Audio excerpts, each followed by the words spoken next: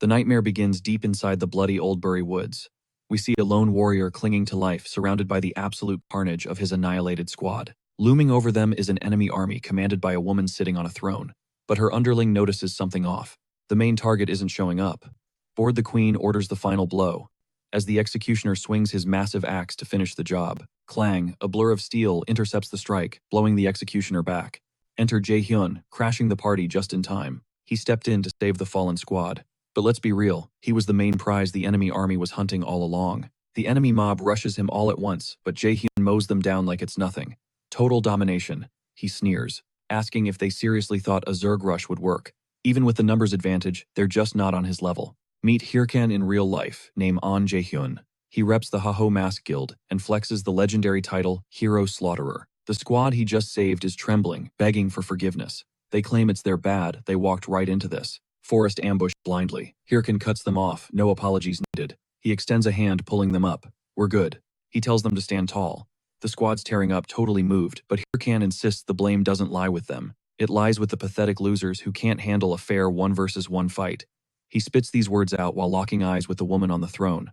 She mockingly applauds the touching scene, but asks what the point of this little friendship actually is. Because when you roll with trash, you're just adding to the garbage heap. That ice-cold queen, that's Sul. Real name, Choi Sulion. She runs the Stormhunters Guild and holds the terrifying title, Thunder Queen. Hyrkan fires back, pointing out that this trash kicks her butt every single time they clash. Sul warns him to watch his tongue, or he'll be the one crying later. Hyrkan laughs. Regret, he snaps his fingers, summoning a skeleton from his inventory. He gears up in his true battle armor, declaring that regret is for the weak. That comment sends Sul into a rage. Kill him, she screams. Hyrkan shakes his head, they never learn. Scrubs like them don't have what it takes to end him. Swing a blade pierces him from behind, stabbed by the very friends he just saved. HP plummets. Blood everywhere. System alerts flash, critical status. The squad commander whispers a cold apology. We gotta survive too, man. No hard feelings.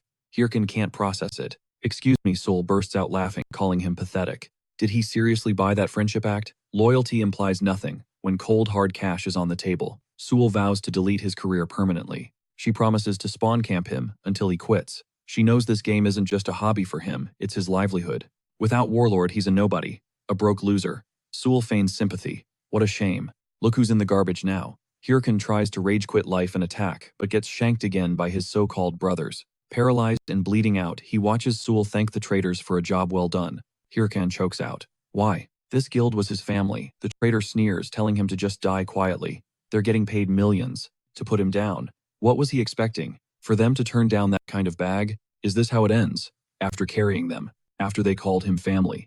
So this is the game over screen. Damn it. His vision fades. Dead. The system flashes a notification. Login restricted 48 hours. He jolts awake in his VR capsule back in the real world. It hits him, he's lost everything. Let's talk about Warlord. It wasn't just a game, it was a revolution. A VR masterpiece powered by cutting-edge AI that dominated the global charts. With massive corporate backing, this game turned a nobody like him into a respected warrior. In that digital world, he found a family. Or so he thought. Now staring at the ceiling, Jae-hyun realizes this is unforgivable. He sprints out of his house blind with rage. He wants blood. Do those traitors have any idea how hard he grinded to get here? They think they can just ruin him. If he knew it would end like this, he never would have wasted a second on those snakes. But then destiny calls. Or rather, Truck-kun calls. Bam. Lights out. Probably dead on impact. The person he was calling didn't pick up. As he fades, Jae-hyun thinks of all things. Did it have to be a garbage truck? The irony. He panics. He can't die. Not like this. Not now. Not while that sellout is counting his blood money. Not while that witch is laughing at him. He will get his revenge. Darkness turns to light. A familiar sensation returns. He's logging in. Back to Warlord. Player Hyrkan has returned to the very beginning. Mission objective: crush the tutorial, survive the Minotaur, and get the hell out of the maze. But something felt off. Was he seriously back in Warlord? And why the tutorial? Suddenly, the peanut gallery chimes in, shouting at Hyrkan. Yo noob, get up or you're dead meat. And yeah, Mr. Minotaur looked absolutely livid. The other players were panicking, claiming this beast was totally unkillable solo. They claimed you needed a 3-man squad just to scratch it. Then they started questioning him. Why aren't you on the front lines, dude? But Hyrkan just ignored them, confused. Why am I in this tutorial? And why is the Minotaur here? The devs deleted this boss 5 years ago because it was too broken for newbies. One guy looked at him like he was crazy. 5 years, bro, Warlord only launched 10 months ago. Hyrkan froze. Say what? 10 months. The crowd whispered, wondering if he was glitching out. Someone yelled, "Forget the weirdo, focus on the boss." But Hyrkan didn't hesitate. He charged straight in, sword drawn. "He's insane," they screamed. "That's a suicide run." Everyone expected him to get flattened. Instead, pure skill. He weaved past the first massive swing like it was nothing. Then he went to work turning the beast into sashimi with a flurry of strikes. One final clean hit and boom, boss down. The lobby went silent. Who the heck is this guy? He just soloed the Minotaur with a single combo. Of course, seeing a carry, these leeches immediately tried to cozy up to Hyrkan. "Hey, we're pretty pro too," they lied, inviting him to their guild. But that triggered a memory. Hyrkan remembered exactly what happened the last time he trusted people like this. Betrayal. Hyrkan stood up, eyes cold. "I get it now." Without a second thought, he slaughtered both players right there. Sliced their throats before they could blink. Hyrkan made a vow, trusting anyone else. In this life means he deserves to die. The hero slayer has returned. When Jae-young finally logged out, he woke up inside a VR capsule. But not his capsule. He was in a public store, the V-Gear retail shop. It hit him 5 years ago. He was too broke to own a rig, so he used to grind on the store demos. He really did travel back in time. No time to waste. He had 5 years of future game knowledge to exploit. He marched up to the sales clerk, slapped his card on the counter. "I need a V-Gear unit. Now." She smiled and started to run the card. He was already planning his grind, ready to crush those bastards who betrayed him. "Sir, insufficient funds." He froze. "Excuse me," then reality crashed down. Right. Back then he was dirt poor. He hadn't even started gaming professionally yet. He was a total nobody. What now? Saving up cash would take forever. Suddenly, a booming voice from a TV commercial caught his ear. "Why hesitate? The strong never fear a challenge. Hesitation is a luxury you can't afford." It was an ad featuring Syl the Thunder Queen herself, promoting Warlord. Jae-young stared at the giant screen, dead silent. He remembered that witch, the one who called him pathetic trash right before he died in the future. Bitterness surged. But he wasn't in a position to be picky. By the time he got back to his place that night, a shiny new V-Gear was sitting there. The technician gave a thumbs up. "All set, buddy." Jae-young looked at it. The only way he pulled this off was that cursed credit card. He flashed back to how he secured the cash. He borrowed 10 million won. And not from a bank. He went to the sharks. He remembered the thug slamming a knife between his fingers. "You miss a payment, you lose a hand. Capish." Jae-young was terrified, obviously, but he had zero other options. Whatever. High risk, high reward, even if he has to crawl through literal hell. He will get his revenge. As the system initialized, he made a promise. "I'm going to get strong enough to destroy them all." Login confirmed. "Welcome to the world of Warlord user Hyrkan." Hyrkan smirked. "Been a while since I saw this screen. Now where is she?" He racked his brain. What was her name again? Ari something? Excuse me. Suddenly a glowing goddess-like figure materialized. "Congratulations on completing the tutorial. I am Ariadne. I will guide your class selection." Hyrkan snapped his fingers. "Right, Ariadne, that's it." She announced it was time to pick his starting class, bathing the room in blinding golden light. "You have 3 paths. Remember, the skills you grind now will dictate your advanced class evolution later. Option 1, the warrior. The ultimate frontline tank. Master of weapons and heavy combat. Perfect for those who crave adrenaline and up-close violence. This was the build. Hyrkan figured, since he mained warrior in his past life, it'd be the meta pick for power leveling through the early game. But let's be real, soloing endgame content as a tank is a nightmare. The second option was priest, a pure support class for buffing the squad. Hyrkan didn't hesitate. Hard pass. He was done wasting seconds of his life carrying other players on his back. Ariadne signaled that only one option remained. She warned him, though this path, it's destined to be a dark and twisted grind. Divine energy surged through his veins. The system confirmed his base class selection and immediately warped him to the Tower of Classes. He materialized at the foot of a massive staircase. Waiting at the summit was a bizarre mage, a guru who welcomed the young seeker with open arms. He claimed to be the guide on the path of sorcery. The guru looked down and asked, "What branch of magic does your heart desire?" Without missing a beat, Hyrkan dropped the bomb, black magic. The guru froze. Dead silence filled the air. Hyrkan didn't blink. The guru stammered, "Ah, you must mean wasteland magic. Yes, I understand that." Was this guy deaf? Hyrkan cut him off. "No, black magic." The guru's eyes narrowed. "Where did you hear that forbidden name?" The old mage warned that black magic is absolute power, but it devours the caster's very soul. Hyrkan just nodded. "I know." He walked in here knowing exactly what the stakes were. He wants it. Hyrkan knew this dark art was custom built for his playstyle. The guru was literally shaking, unable to process the audacity. But hey, let's get to the main event. Whoa, hold up fam, did you smash that like button yet? Are you subscribed? If you're a member, you're vibing with this ad-free right now. And if you haven't joined the Discord, what are you doing? We got perks waiting for you, links in the description. Want to support the channel and don't know how? Check the hype tool on screen. Hype this video up, it helped the algorithm like crazy. Now let's dive back into the action. Suddenly the guru tore his own face off, revealing a grinning skull. He was a black mage all along. He cackled, saying it's been ages since a rookie chose this twisted path. If you're truly ready, touch the grimoire, the skeleton hissed. But be warned, this path will obliterate your heart and soul. Hyrkan just said, let's get this over with. He apologized for the rush, dropping a cold line. My heart's already been destroyed anyway. The guru threw his head back and unleashed a maniacal evil laugh. You are fascinating, the lich rasped. Dark energy flooded Hyrkan's body and soul. Memories of a legendary viral clip from his past life surfaced. It was a Necromancer player who single-handedly crushed an impossible raid boss. He didn't fight alone. He brought a literal army. Hyrkan realized that's exactly the kind of firepower he needs right now. The system chimed in. Success. Class change complete Necromancer. He was officially a novice Necromancer. New skill, unlocked bone fragment. He summoned the fragment, a tiny skull amulet appeared. He tossed it and the thing bounced off the floor like a cheap marble. The moment it hit the dirt, the system announced a magic-infused skeleton warrior is being birthed. The creature slowly creaked to its feet. Hyrkan clenched his fist, swearing to go all out in this new life. His first skeleton warrior stood tall. Hyrkan smirked. It's showtime. There's gotta be a dungeon nearby. He glanced back and saw the skeleton's head lying on the ground. Plop. Dead silence between master and minion. Hyrkan stared. Seriously, cut to the next scene, Hyrkan stepping out of a portal. He entered the training dungeon. He could have sworn skeletons in his past life weren't this janky. Why is this unit glitching out? He pulled up the stats. Bone fragment proficiency, rank F. Max summons 1 unit. Description: infusing mana into bones. Basic stuff. He figured it must be the low rank. He needed to grind levels as soon as possible. Suddenly, a roar echoed from the darkness. Perfect timing. A training mob emerged, a charcoal wolf. Hyrkan knew the stats, not tanky but fast. The perfect DPS test dummy. He cast Bone Fragment and launched his oversized Bone Boy straight at the pack. This time, it stayed upright. It locked onto the enemies, struck a combat pose, and actually intimidated the wolves. They hesitated. Hyrkan didn't wait. Kill them.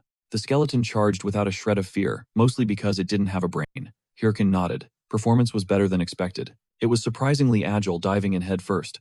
Hyrkan thought hitting max level might actually be a breeze, but the second the skeleton made contact, it disintegrated. Hyrkan watched his soldier turn into bone meal. The skull rolled all the way back to his boots, looking up with a pathetic, sad expression.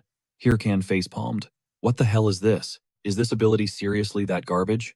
He zoomed in on the fine print, realizing these summoned bone bags run on a self-learning AI system to boost combat stats, but the user has to manually set a behavior pattern. Defense assault or special action mode. Hyrkan facepalmed. He totally forgot to configure the skeleton settings, so he panic-switched to defense mode, while the wolves were treating his poor warrior like a chew toy. It just curled up defensively, and Hyrkan couldn't believe this trash. Then he wondered, wait, what does special action mode do? Suddenly the skeleton started busting out enthusiastic dance moves, confusing the wolves into vibing along with him. And Hyrkan knew right then he was absolutely cooked. And sure enough, the game system chimed in. Hyrkan felt like he was trapped in a fever dream. This was a disaster, and he was literally shaking with anxiety. That's when he saw the character deletion button was grayed out. New accounts are locked in. For 3 whole months. Reality hit him hard. He couldn't delete, couldn't reroll, and couldn't change classes. He still had loan sharks and rent to pay. Honestly, maybe getting flattened by another truck would solve this mess. Why does the universe hate him so much? Just when he thought he was finally making progress, he's back to square one. And the moron next to him is useless, just standing there throwing weak little jabs at the air, acting tough. Hyrkan groaned. Please just freeze. You're making it worse. He wondered how the top necromancer from his past life managed an army like this. Then he remembered what the skill description actually said. He can manually upgrade the skeleton's potential. Because of that learning system, Hyrkan knows how to throw hands, and the skeleton watched him drop those. Coal wolves. The bonehead was watching and downloading data the whole time. Suddenly, Hyrkan saw a way out. He shoved a club into the skeleton's hand, telling him he's lucky to have a master this skilled. He might not look like it now, but people used to call him a gaming prodigy. He trained an entire guild. And one thing, this skeleton needs to learn is combat basics. If you don't dodge, you die. Hyrkan launched a massive punch, knocking the pile of bones flat. They kept running the drill over and over again. The skeleton kept eating Hyrkan's punches until his knuckles barely made a dent. Finally, Hyrkan barked at him not to just sit there after taking a hit. Dodge first, counterattack second. Exploit every opening you see. The skeleton looked locked in now, ready for round 2. This time he charged straight at the coal wolves. He swerved, passed the first strike effortlessly, and landed a counter on the wolf's neck, then gutted the second one. The little bone boy soloed both coal wolves. He looked back at his master, puffing his chest out. Fishing for a compliment, Hyrkan snapped. What are you looking at? Never get distracted in a fight. But he admitted the skeleton's movement wasn't total trash. Suddenly, his bone fragment proficiency spiked by 3 levels, and Hyrkan leveled up too. Hyrkan told the skeleton, good work. Later at Vigo's castle, the starter hub for new players, the streets were packed, recruiters shouting for guilds, people spamming LFG for boss raids. Hyrkan thought, this bone bag learns fast. Soon it might even be able to solo clear dungeons, completely by itself. But priority 1 hit level 10. Suddenly, he brushed past someone and got yanked back. A chubby guy snarled, no manners, you bump someone, you apologize. Hyrkan wondered, who are these C-list extras? He completely tuned out whatever garbage they were spewing. He didn't have time for this drama. The chubby guy yelled, you deaf, and swung a fist, but Hyrkan was shielded by another player, a massive blonde dude in sunglasses. He told the attacker that he can't just go around punching people. The chubby guy raged. Who the hell are you? You with this loser, the blonde guy said. Not exactly. But Hyrkan recognized him immediately. He knew that vibe. That crazy muscular build and the tacky Hawaiian shirt. No doubt about it, that's the Chief Slayer, the absolute best warrior player. From his past life, Hyrkan wondered what a legend was doing here. But before he could speak, he was cut off by the chubby guy hawking a massive, disgusting loogie. God, so gross. He turned to the old-timer. Back off if you're clueless, he claims Hyrkan swung first. You know the drill, eye for an eye, tooth for a tooth. The boss stepped up. Is that right? Then boom, he dropped his crazy intimidation skill. The pressure was suffocating, hitting the crowd like a hurricane. Pure dominance. The boss smirked. So this guy's face met your fist. Only fair, you return the favor. Fair trade, right? The chubby guy's minion panicked. Wait, that's Matador, the guild master of the Red Bulls. Top 30 guild, the dude's a total battle junkie. Practically a grim reaper. On the battlefield, Chubby stammered, why's a legend like him here? But Matador ghosted right behind him. Well, what's the answer? Matador whispered. The guy froze, then bolted like his life depended on it, screaming apologies. The boss grinned, glad we settled that peacefully. The crowd sweated. Peacefully. For real, that's his definition of peace. The boss checked on Hyrkan, asking if he was good and telling him to ignore those clowns. But Hyrkan just turned his back. Next time, don't help me. The vibe instantly got awkward. Even the boss looked a little cringe. Ouch. That was cold, he muttered. But really, Hyrkan stormed off absolutely fuming, because he felt totally crushed by the boss's pressure. He hates feeling weak. He swore the next time they met, he wouldn't be the same scrub. Later, inside a dungeon that looked like a mining shaft, Hyrkan was still obsessing over it. The power gap between them was massive. In his past life, they were equals. That means he needs to get stronger than the boss to get his revenge. Suddenly, a coal tiger lunged at him, but Hyrkan didn't even flinch. He kept thinking. Why? Because his little skeleton, now leveled up, intercepted the attack and absolutely pummeled the poor tiger. Ding, level up again. The bony boy looked so proud. Hyrkan sighed. 3 days to hit level 10 took longer than expected. The skeleton slumped, disappointed. Then a system alert level 10 reached. No more training dungeons. Beginner tag removed. Processing rewards. He unlocked the War Watch, an essential gadget for every player. Stats, quests, maps, inventory, DMs, it does it all. Hyrkan smirked. Been a while since I used one of these. He pulled up his status window. Hyrkan, level 10. Class Necromancer. One title. Stats 3, Strength 3, Stamina 5, Intelligence 5, Magic. Trash stats, he thought. But he had 50 points to burn. Hyrkan knew his first build was critical. For a Necromancer, the meta is obviously Intelligence and Magic. Nope. He dumped every single point into Strength. 53 Strength total. Now he can smash anything. The skeleton watched in pure horror, totally heartbroken. What's your problem? Hyrkan asked, delivering a knuckle sandwich that sent the skeleton's skull flying. I'm still a Necromancer, you idiot. I'm doing this for you. Boosting magic right now is useless. But investing in strength allows me to physically teach you my moves. I'm betting my life on your training. The skeleton actually got emotional. Anyway, Hyrkan said, you focus on training. I'll handle the heavy lifting. Besides, the system isn't the only way to gain stats. Later, at the Monster Hunting Association, in Figo's castle, a new quest just dropped as he walked in. Players went feral, literally diving over each other to grab it. Hyrkan thought, quests this season are kinda trash, but the crowd was hype. Probably noobs. He strolled to the counter. I need a quest. Show me the list. The receptionist sighed. Help yourself. The ones on the table are the rejects nobody wants. High difficulty garbage rewards. You've got guts, kid. Hyrkan smirked. True, most were trash, but he knew exactly what to look for. This one was his ace in the hole. He snatched the perfect quest, Beam a Mountain Cave. The payout. Just 10 gold. a basic low-level monster hunt. The guy asks if he's seriously grinding for a measly 10 gold, but Hyrkan just smirks. This trash quest is actually his golden ticket. On paper, the mission looks like total garbage, but there's a hidden mechanic: clear it before level 15, and you unlock the ultra-rare Rising Star title. So what's the hype? Most titles just throw you a crumb, +1, strength here, +2, agility there. Boring. But Rising Star, that bad boy boosts your stats by a percentage. That means the stronger you get, the harder this buff scales. Basically, this is step 1 in his master plan to build a completely broken OP character. Plan set. Hyrkan gears up, ready to secure his new loadout. Cut to Bima Mountain. He's standing there radiating pure determination, while wearing the most ridiculous thrift store clown outfit you've ever seen. It's so bad that the crows are literally mistaking him for a scarecrow. He catches his reflection and thinks, man, I look like absolute trash. See, he blew his entire budget decking out his skeleton minion, so he had to bargain bin his own armor. Now he looks like a total creep, but whatever. No time for self-pity. He's about to speedrun this dungeon. First the loot, then the drip. He takes off sprinting, looking absolutely stylish in his dumpster fire fashion. Meanwhile, deep in the woods, the vibe shifts. A player screams for help, only to get jumped and zeroed out by a squad of player killers. Later on, a new challenger approaches Bima Mountain. Enter the mighty Malte, or so he thinks. Dude thinks he's the main character, bragging about hitting level 11 and having mad skills. He's yapping about breaking into the world rankings soon, but then he spots bait, a frantic player begging for help to save a fallen friend. Hook, line, and sinker. Malte rushes in with heroic resolve. The victim, a priest, spins a sob story about a monster ambush. We barely escaped, but we're out of meds. Malte puffs out his chest. Don't worry, fam.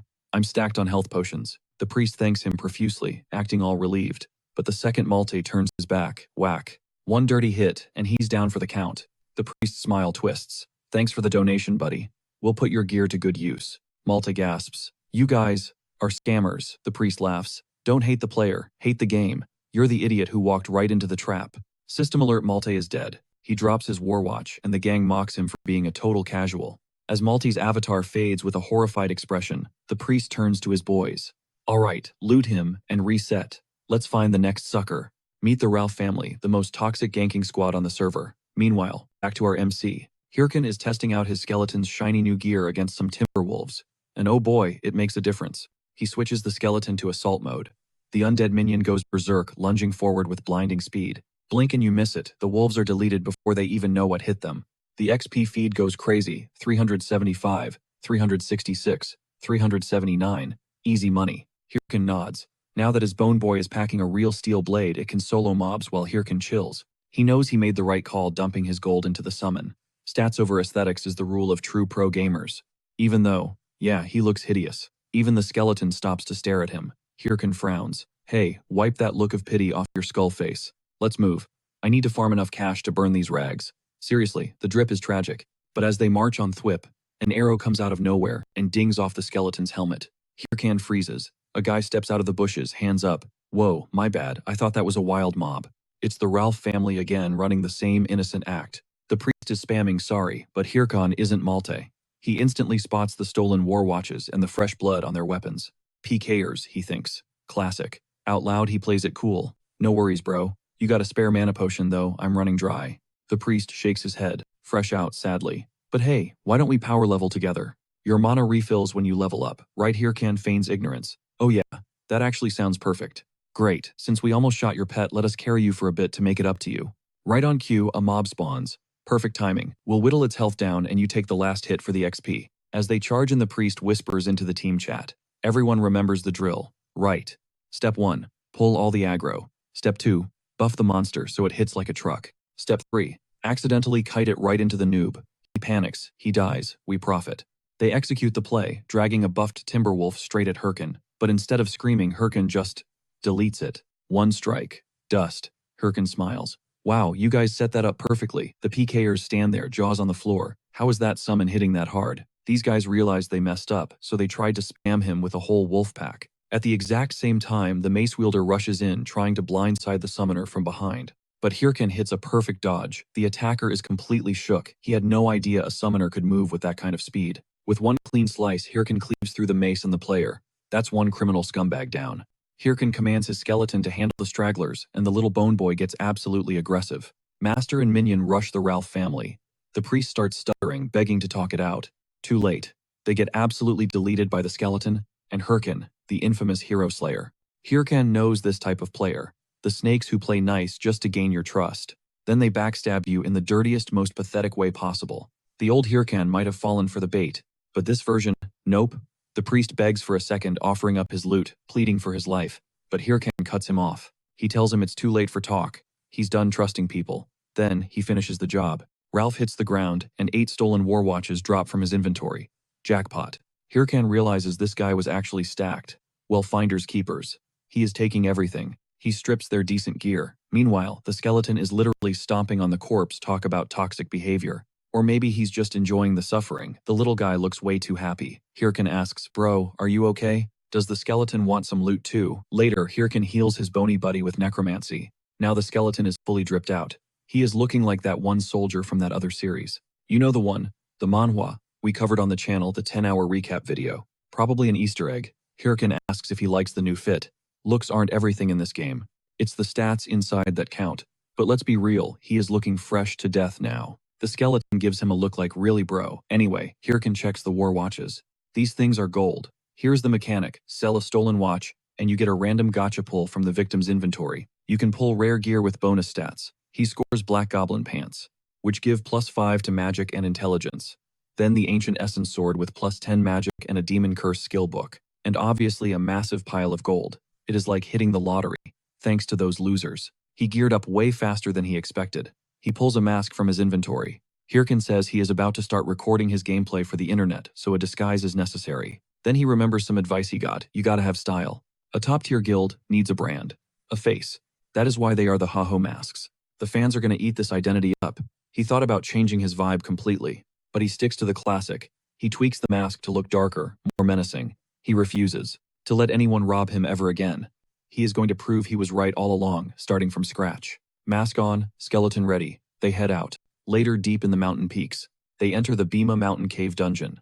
Hyrkan digs through his memory banks. This place spawns blue werewolves. Tough mobs, but with his new gear, it should be a total cakewalk. He figures he will speedrun it in 10 minutes. He rushes in hyped up. Cut to a few hours later. He is absolutely fuming. 0 monsters. Empty map. If someone already farmed this place, the system would have sent a clear notification. Is the game bugged? Is he stuck in a glitch? He looks over at his skeleton. What is that idiot doing? It is banging on a specific spot on the wall. Suddenly, a massive portal triggers, a secret passage. The skeleton found a hidden dungeon instance. A prompt asks if they want to enter. Hyrkan realizes, oh, that is why the map was empty. It is a unique instance dungeon randomly generated inside a normal map. And when it spawns, the regular dungeon counts as cleared. These are way harder to beat, but the rewards, they are insanely high compared to a normal run.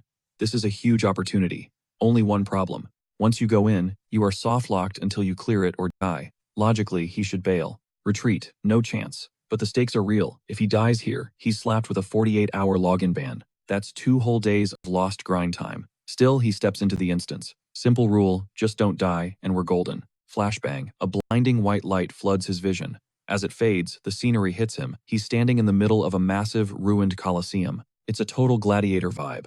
Hyrkan feels the pressure immediately. The air is heavy. What kind of nightmare fuel is spawning in here? Boom. Boom. Heavy thundering footsteps answer him. Out steps a blue werewolf, but this thing, it looks totally glitched out. The system can't even read its level. It's a corrupted werewolf.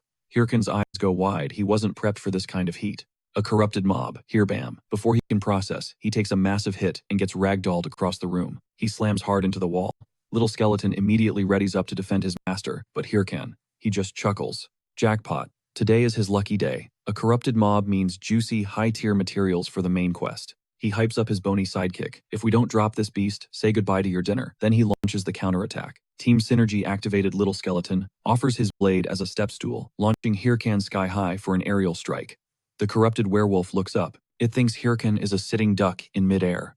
Big mistake. Hyrkan triggers Demonic Curse. Dark energy coats his blade in purple fire. That poor puppy. It never saw it coming. Slash one clean hit and the beast's arm goes flying off its body, like a hot knife through butter. The monster howls in agony as the demonic curse seeps into its veins. Ding, all stats slashed by 10%. Hyrkan grins this skill. It's actually cracked. But the beast snaps back, roaring with pure rage. It's actually hulking out, getting physically bigger. And get this, the arm just pops back out, instant regen. Now the boss is fully tilted. System alert. The corrupted werewolf has entered a state of brutal insanity. All those debuffs cleansed, 0. But Hyrkan isn't sweating it. He knew this boss would be a tank. He wanted to save his ult for later, but hey, perfect time for a field test. He clicks the slot on his Warwatch. The seal breaks and raw power unleashes. A shroud of pure darkness swallows Hyrkan whole. When the smoke clears, new drip, new gear. He's decked out in shadow armor. Now the real fight begins. Here's the lore: inventory activation is a Warlord exclusive mechanic. It taps into the raw primal energy of the game world itself to jackhammer your stats and literally reshape your avatar. Think of it like a second form that is totally unique to every user. The community calls it frenzy mode. Hyrkan beckons the beast. Come get some. The wolf obliges, swiping with razor-sharp claws that miss by a single inch. That would have been a one-shot kill. Keyword would've, because Hyrkan is untouchable right now. He's dancing around every strike, but he's got a problem: 0 openings, no gaps in the defense. The wolf is suffocating him with pressure. Fast, strong, unrelenting. This boss is the real deal. One mistake equals death. As the beast lunges for the kill, Hyrkan calculates. He's got the answer. In frenzy mode, his damage output is multiplied exponentially. 0 hesitation. He delivers a devastating slash, carving the wolf from chest to spine. Now this is gaming. Wait, spoke too soon. The wolf grapples him. He barely slips out of the hold. He almost forgot the boss is still berserk. In a blink, the monster teleports directly behind him. Hyrkan doesn't flinch. He just smirks over his shoulder. Hey Fido. Forgot someone. Bam, little skeleton steps up with a clutch play. Snick. Goodbye arm again. Hyrkan shouts, execute the combo pattern. Skeleton nods. The wolf is dazed, confused, and totally open. Double team attack, go. They mince him. Literally chopped to bits. System alert. Corrupted werewolf defeated. Frenzy mode. Powering down. Hyrkan wipes the sweat off. Not bad for a first run. He exits the instance. Clears the quest card and cha-ching, 10 gold coins secured. The card morphs into gold tier. And since his skeleton warrior landed the killing blow on a high-level mob, Bone Fragment evolving rank F to rank E+, he scores 20,000 gold and all the rare crafting mats. Loot Goblin satisfied. Little Skelly was vibing hard, celebrating the win, and Hyrkan couldn't agree more. Instance dungeons are the absolute goat. Plus, he snagged the Corruption Tracker necklace. This bad boy boosts any class-related stats and slaps a massive +18 on everything else. It's totally untradeable soulbound stuff. But there's a catch: you gotta rock the Corruption Tracker title to even equip it. Makes you wonder if it's a one-of-a-kind drop. Can't cash it out, sure, but it beats standard gear by a mile. Then it clicked. He realized exactly what the Corruption Tracker was. He checked his haul: 3 fresh titles. First up, Rising Star. That's a sweet 3% bump to intelligence and magic. Then Hero Challenger, giving a measly 3 stamina. Kinda trash, honestly. But then there's Corruption Tracker. No description yet, but Hyrkan's gamer instincts are tingling. He knows exactly what this is. This is the Golden Ticket, the intro title for Chapter 1 of the main scenario quest. In Warlord, this storyline is the spine of the entire world. It's the crucial plot thread that dictates everything going forward. That's why the rewards are absolutely broken. Every player out there would kill to get in on this action, no questions asked. This is the endgame content everyone dreams of. In his past life, he barely scraped into Chapter 4. And now he just unlocked the opener way ahead of schedule. We're talking speedrun levels of progress. Forget luck. This is like hitting the Powerball 5 times in a row. Riding that high, he logs out to celebrate. Later at his crib, he's watching an announcement from the Hydra Guild. They just hit the final stage of the corruption scenario, planning to clear the whole thing in 3 months. Hyrkan's jaw drops. Lottery my ass. Hydra is already at the finish line. The crumbs are gone. He was so close, but now maybe he just skips this arc entirely. Jump straight to the next chapter. Wait. A light bulb goes off. This might actually be the perfect setup. Right now, the entire Warlord community is fixated on the corruption phase. It's the first main quest clear in history. What if he drops a video on the corruption topic right now? That's guaranteed viral gold. He can practically see the dollar signs raining down. Thank God he recorded the gameplay. Time to whip up a quick edit / some cuts here and there and hit upload. But this footage is too precious for a hack job. He needs a pro. Only one name comes to mind. The legendary editor from his past life. Cut to filmmaker Romani, currently slurping down instant noodles. She gets the ping. Mildly surprised someone of this caliber actually reached out. She reads the file. Hyrkan, level 15 dungeon. Probably just the beginner's cave. Another noob chasing clout, trying to go viral with 0 skill. Then, she hits play. Her eyes go wide. She's so shook, she literally knocks her chair over. This guy. He's the muse she's been waiting for. Meanwhile, later that night, a seriously wealthy woman summons her subordinate. She's got news. A fresh video about the corruption quest just went live. It's interesting, she muses. A level 15 player just soloed a corrupted werewolf. The subordinate pushes back. Analysis team already checked it. The werewolf was likely low-tier trash. She cuts him off. She liked what she saw. I want him. Get him for me. Immediately. Real-world ID Choi Seol-yun. Owner of Lightning Enterprises, the #1 business conglomerate on the planet. In-game alias, the Thunder Queen sure. Back to Hyrkan, he's staring at his screen stunned. 6,000 views. He only dropped this yesterday. It's actually working. In his previous life, hitting numbers like this took months of grinding. But then he spots another anomaly. Romani didn't just edit the video. She's reaching out. She's blowing up his inbox. The Romani he knew was untouchable, a ghost. But in this timeline, she's getting cozy. You see those view counts, she asks. Hyrkan types back. Yeah, I saw. That's my editing magic, she brags, but your raw footage was premium grade. She sends a cute rose sticker to seal the deal. Hyrkan fights the urge to block her right there. Cringe aside, she's too useful to cut loose. Then the question drops, when's the next upload? Hyrkan sighs. Great question. He has zero clue what to film next. It's not like another corrupted boss is just going to stroll into his path on command. Just then, he clicks connect. At least everything is going according to the master plan. He dives back into Warlord.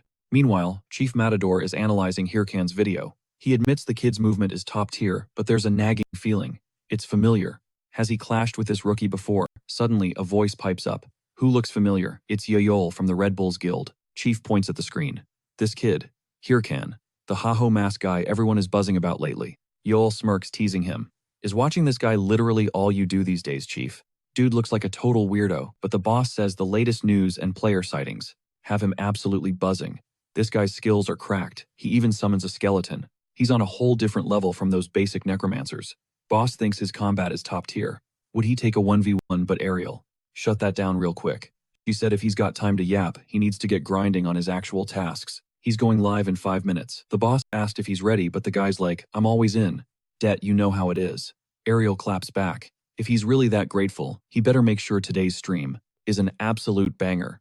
We're talking 200,000 people who bought tickets just to watch, just to witness him, the Chief Slayer leader of the Red Bulls and #9. On the global leaderboard, suddenly a dungeon portal rips open right in his face. He instantly shifts into frenzy mode, ready to absolutely wreck everything. He summons his entire squad and commands them to prep for war. Cut to later at the Monster Hunter Association over at the Figo's Castle branch.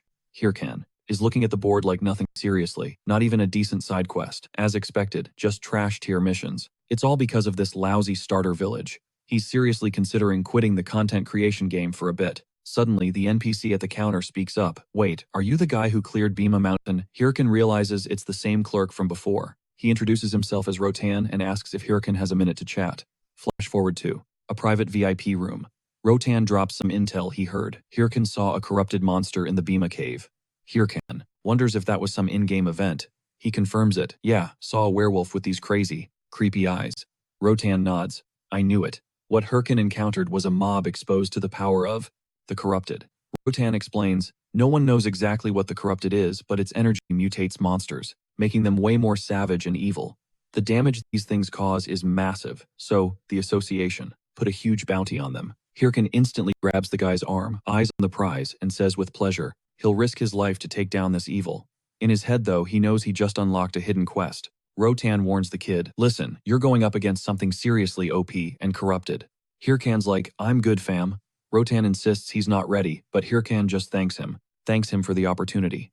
Rotan sighs, if you insist, I'll give you a shot. At this, there's a guy named Ahimbri at Bance Castle east of Figos. Just hearing that name, Hyrkan is shook. Rotan says this guy will teach him a thing or two and promises to write a letter of recommendation. Boom secret quest acquired Ahimbri's teachings. Objective, find Ahimbri and show Rotan's letter. Reward a skill book.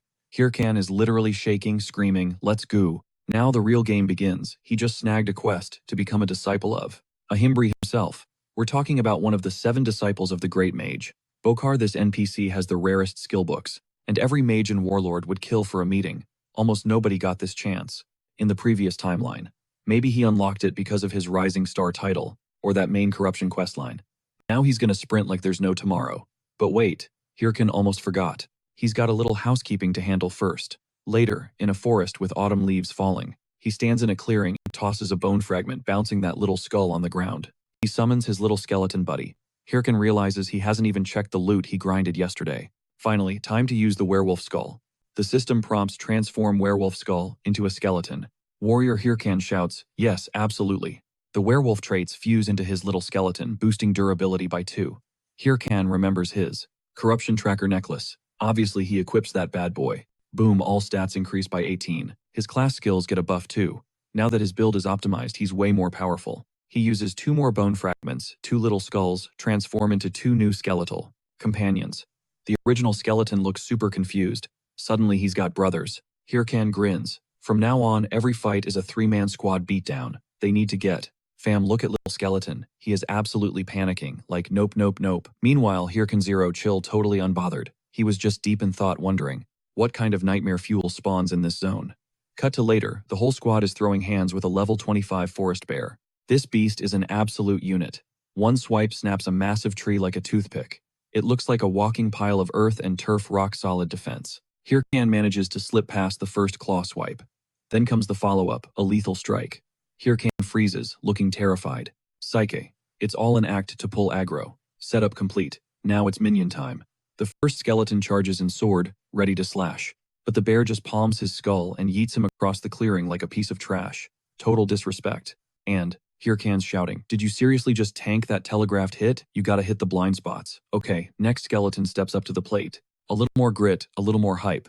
But nope, backhanded into oblivion. Hyrkan is getting increasingly salty about this performance. He's screaming blind spot, attack the blind spot. Meanwhile, the bear is just chilling. Not even attacking Hyrkan, just standing there watching the drama unfold. Literally just vibing. Oh, how cute, right? Hyrkan's losing it. You literally watched your bro get flattened. And you did the exact same thing. This training arc is going nowhere fast. But then, the final hope. Steps up armor skeleton. Hyrkan's actually looking impressed with his little bony boy. Is he the savior of this run? He charges in with full confidence, blade locked and loaded. Bam, one slap, and his skull gets popped off like a bottle cap. Welp, so much for that. Hyrkan calls them a bunch of morons. Cut to later, the trio is sitting there taking the heat. They look nervous as hell. Hyrkan asks if they have brains, which, literally, they don't. Because they're skeletons. Right, but come on, he explains the mechanics. When a mob gets hit, it naturally turns to face the attacker, so there's always going to be an opening behind it. Just hit the blind spot, but the skeletons are looking totally lost. Hyrkan sighs. Why does he even bother explaining? He thought he was balling because his skill ranked up. Plus, his necklace buff lets him summon 3 skeletons now. But let's be real. 3 weak, dumb skeletons are useless. 0 teamwork. It's a disaster. Sure, they have some solo learning ability, Skeleton 1 picked up a few tricks. But coordination? Non-existent. They've got 0 synergy. It's draining triple the mana. For worse results, he finally snaps, screw this garbage. Bright side, he hit level 20, but his upcoming content definitely won't be combat highlights. He tells the squad to pack it up. Training's over. They're heading to Bang's castle. Hyrkan really thought switching to the Necromancer class meant his summons would carry him. Figured he could just away from keyboard and chill while they did the heavy lifting. Nope, it's actually harder than before. Man, fate really hates this guy. So he treks through the forest until he hits the Monster Hunting Association branch at Bang's castle. Even though it's not the starter zone, the place is absolutely packed, swarming with players and NPCs. Suddenly, the crowd goes wild when they spot a certain someone. They're swarming him. What quest did you get? Grab him. Hyrkan watches this mess. These guys are like a pack of starving hyenas. You see this type everywhere. Instead of grinding their own quests, they try to leech off everyone else like parasites. Then this bald dude slides up, asking if Hyrkan's got a good quest to share with the party. Hyrkan tells him to kick rocks. He knows he can't leak the Ahimbra quest info. He slips his recommendation letter to the NPC guarding the stairs. Boom, Rotan's name opens the door. The crowd loses their minds. Let us in, we want in. Hyrkan ignores the noise, hyped to see what Ahimbra is going to teach him. It's a hidden quest, so the loot is going to be legendary. Looks like networking actually pays off. He walks into the room and stops dead. It's a total disaster zone, garbage and books stacked everywhere. Ahimbra calls out, who's there? Dude doesn't remember scheduling any meetings. He looks like he hasn't slept in 2 weeks straight. He's got books balancing on his feet, head, arms, multitasking madness. Hyrkan wonders if this guy is always this chaotic. I'm Hyrkan, he says. Master Rotan sent me. Ahimbra looks him over. Ah, a black magician trainee. But you must be strong. Hyrkan smirks. Rotan was just being too kind about my skills. Hyrkan cut the small talk, he just wanted his loot. Ahimbra. He was ready to pay up. He handed over the Bone Armor skill book, then dropped the Madness Helm skill book right on top. Hyrkan's jaw hit the floor. 2 insanely rare books. Dude, thank you. Seriously. Ahimbra just waved him off. Transaction complete. Safe travels. Quest line, over. Hyrkan blinked. Hold up, that's it. He expected a sequel. Master Ahimbri, yo, come on, give me a chance. He was thirsty for more skills.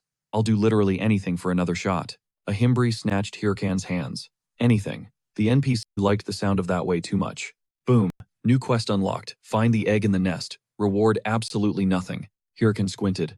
Did I just get played? Meanwhile, downtown a knight in god-tier armor was turning heads. The crowd was drooling over his gear as he strutted toward the city's massive tower. Target confirmed, the knight muttered. Ho-ho Mask lives here. Back inside, Hyrkan was fuming over the NPC rug pull. He thought he snagged a bonus round. Instead, a fetch quest with 0 payout. Do I seriously have to do this garbage? He groaned. The second the word quest left his lips, the crowd swarmed him like zombies. He's got a quest, they piled on. Hyrkan sighed. He totally forgot about the fanboys. If I just slaughter them all, is that going to cause drama? He wondered. Suddenly the crowd parted. The knight stepped in, saving his bacon. Can we talk? Somewhere private? Hyrkan eyed him. Who the hell is this guy? Please cooperate, Mr. Hahotal. Cut to a quiet, shady alleyway later that day. The knight bowed slightly. Sorry about the scene. Needed to get you away from the paparazzi. Hyrkan scanned the dude's loadout. Top-tier gear. This guy wasn't a scrub, but the face didn't ring a bell from his past life. Does this guy know me? Four Eyes pressed him. You are Hahotal, right, Hyrkan. Hit the default setting. Deny everything. Haho. Who? Never heard of him. The knight didn't blink. Did you get a quest from Ahimbri? Hyrkan stiffened. Should he spill the tea? Knowing too much already got him cornered. You want to go, bro? Put your account on the line and let's dance. He flipped the bird. Best move. Keep playing the idiot. He waited to see what the suit would do. The knight just extended a hand. My apologies. I was rude. Hyrkan scoffed. Coward. I'll let you off the hook this time. Real tough guy act. But Hyrkan's gut was right. This wasn't a solo act. It was a setup. He is definitely not a pro, the knight whispered. He wiped his hand like he touched trash. A pro would never leave his watch hand exposed like that. A figure melted out of the shadows. Do I keep watching? Ahimbri. The corruption quest is at 99%. If we get made now, it's game over. Negative, the knight said. The egg quest is the real main scenario. We need to eliminate variables. The shadow vanished. The knight walked away. Scene clear. Up in a window, Hyrkan watched them leave. Who was the second guy? Moving in a pack. Definitely a guild. But showing their faces. That's weird. The way he analyzed my left hand, these guys aren't noobs. Who the hell are they? Later, grinding with his skeletons, it clicked. It's the egg quest. That's the key. They tracked me through my Hahotal videos. Figured out I tapped Ahimbri. They let me walk because they don't care about me. They want the mission data. I'm flying blind here. But if I chase this quest, I'm gonna run into those creeps again. If I want to stay off the radar, I gotta ghost my YouTube channel for a while. Man, why does my life act like a magnet for every psycho in the server? Meanwhile, Seo Yoon, better known as the Storm Queen, was just waking up from her capsule. Her assistant Park Sugi was instantly there, hyping her up on a job well done. Handing over some water, Sugi asked how the new recruit auditions went. Seo Yoon didn't sugarcoat it, absolute garbage. She wondered aloud why she couldn't find a single player with actual brain cells. Then she shifted gears. Any news on the Ho-Ho Mask guy lately? Sugi blinked. The viral video dude? Nope. 0. Radio silence. Sugi theorized. Maybe he got poached by another guild. Seo Yoon's eyes narrowed. Another guild. Sugi scrambled, promising to double-check immediately. Seo Yoon cut her off. She wanted that intel yesterday. Then came the heavy question. What about the director? Sugi shook her head. Ghosted us too, ma'am. Seo Yoon mused that the Warlord Guild was gaining too much clout, hence the silence.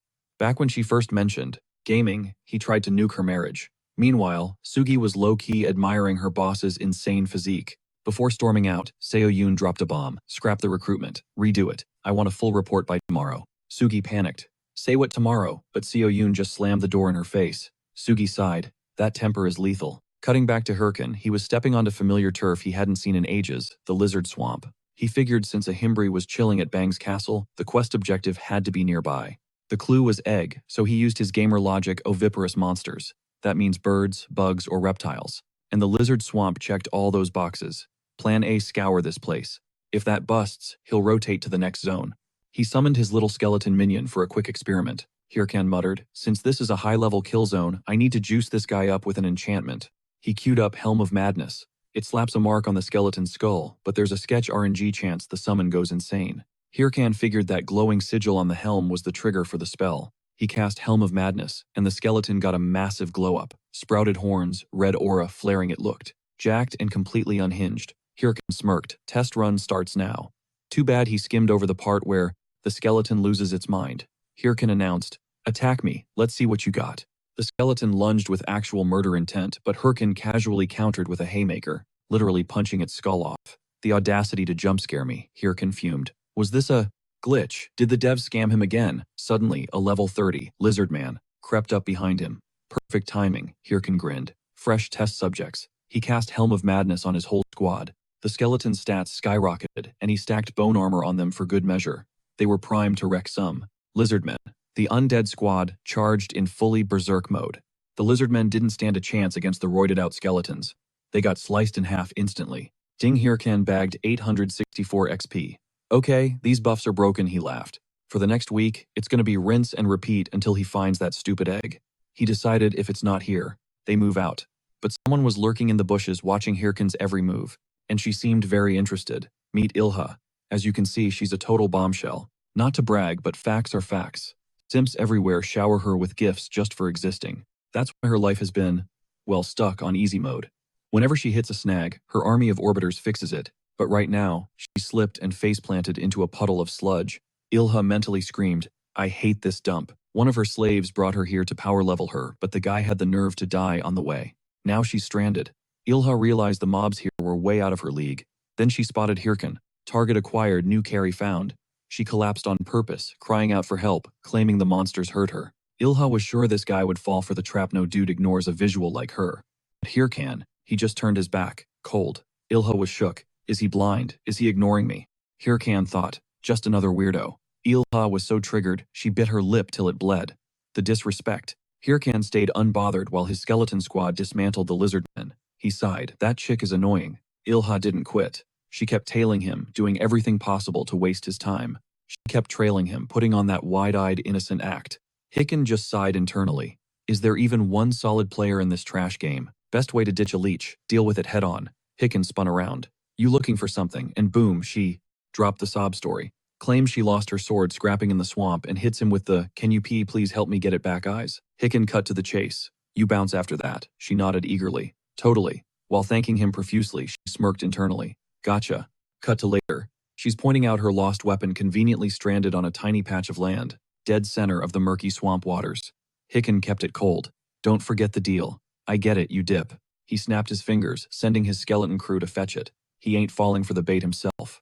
Ilya played thankful, but her mind was racing. Necromancers are trash, without their meat shields. He was wide open. Die. But right as she lunged, Hyrkan whipped around with eyes like a total psychopath. Too slow, honey. He snatched her by the cloak and yeeted her straight into oblivion. Splash. She face-planted hard into the muck. Sputtering, she screamed, "You think you can just walk away after that? My bodyguards are gonna end you." Hyrkan just pointed past her. Check your six. She spun around and froze. Lizardmen. A whole swarm ready to feast. As they tore into her, Hyrkan dropped some advice. Next time you want to hustle me, try harder. I clocked you from minute one, loser. Hyrkan sighed. He is absolutely done being played like a fiddle. Total waste of my time, he grumbled. Meanwhile, the little skeleton bro was trying to act cute. Bonk, all three got a smack on the head. Hyrkan barked at them to take notes from him, not the creeps. Finally, the notification popped. Player Ilya eliminated. Massive XP drop. Even he wasn't expecting that much juice. Then his mind drifted to her last words. Bodyguards, please. He'd bet $2,000 a girl like that rolls solo. Little did he know he was already in the sights of some serious mega nerds. Cut to later in the swamp, Hyrkan is absolutely dismantling one of those simps. The chubby dude wheezed out. You cursed enemy of Ilya, you're gonna pay. But Hyrkan just paused. Real quick, why are you guys going this hard? It's not like she's cutting you a check. Why throw your life away for revenge? These guys are totally obsessed with some girl they met in a game. The simp screamed, because I love her / bisected, dead. Absolute clowns, Hyrkan scoffed. That psycho chick really tried to play him earlier. She failed, he took out the trash. Now she's crying for vengeance from beyond the grave. And turns out the bodyguards were real. She must have simped hard for help, and it actually worked. Now he's got an army of keyboard warriors hunting him down, labeling him enemy of Ilya. Hyrkan felt his sanity slipping. Every single day, another lunatic pops up. He was already stressed enough about that. Damn mission still can't find that stupid egg. And now he has to babysit these losers. Hyrkan realized he needs to permadeath that girl. Leaving now without prepping, that's just asking for more drama. So he looted the corpse, 5,000 gold and some gear. Score. He picked up the Necklace of Promise, a super rare drop worth a cool 800,000. Thanks, nerd, Hyrkan smirked.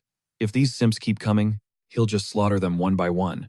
Pure profit. But the second that other geek rolled up, Hyrkan didn't flinch. Yeah, he smoked that guild trash. And anyone else stepping up, they're getting deleted too. Then reality hit. It wasn't a 1v1, it was a whole Zerg rush. He bolted away from that army of sweats. Hyrkan couldn't believe the turnout.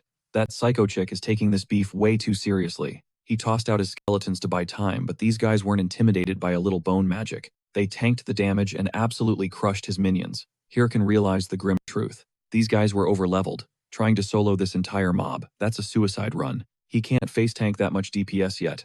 But mark his words, once he levels up, he's hunting every last one of them down. Later, creeping through the darker zones of the swamp, he realized those griefers were relentless. He knew he had to keep moving to avoid the gank squad, until something felt off. Where the hell was he? The texture of the map changed completely. He doesn't remember this zone, and he's grinded the lizard swamp more times than he can count.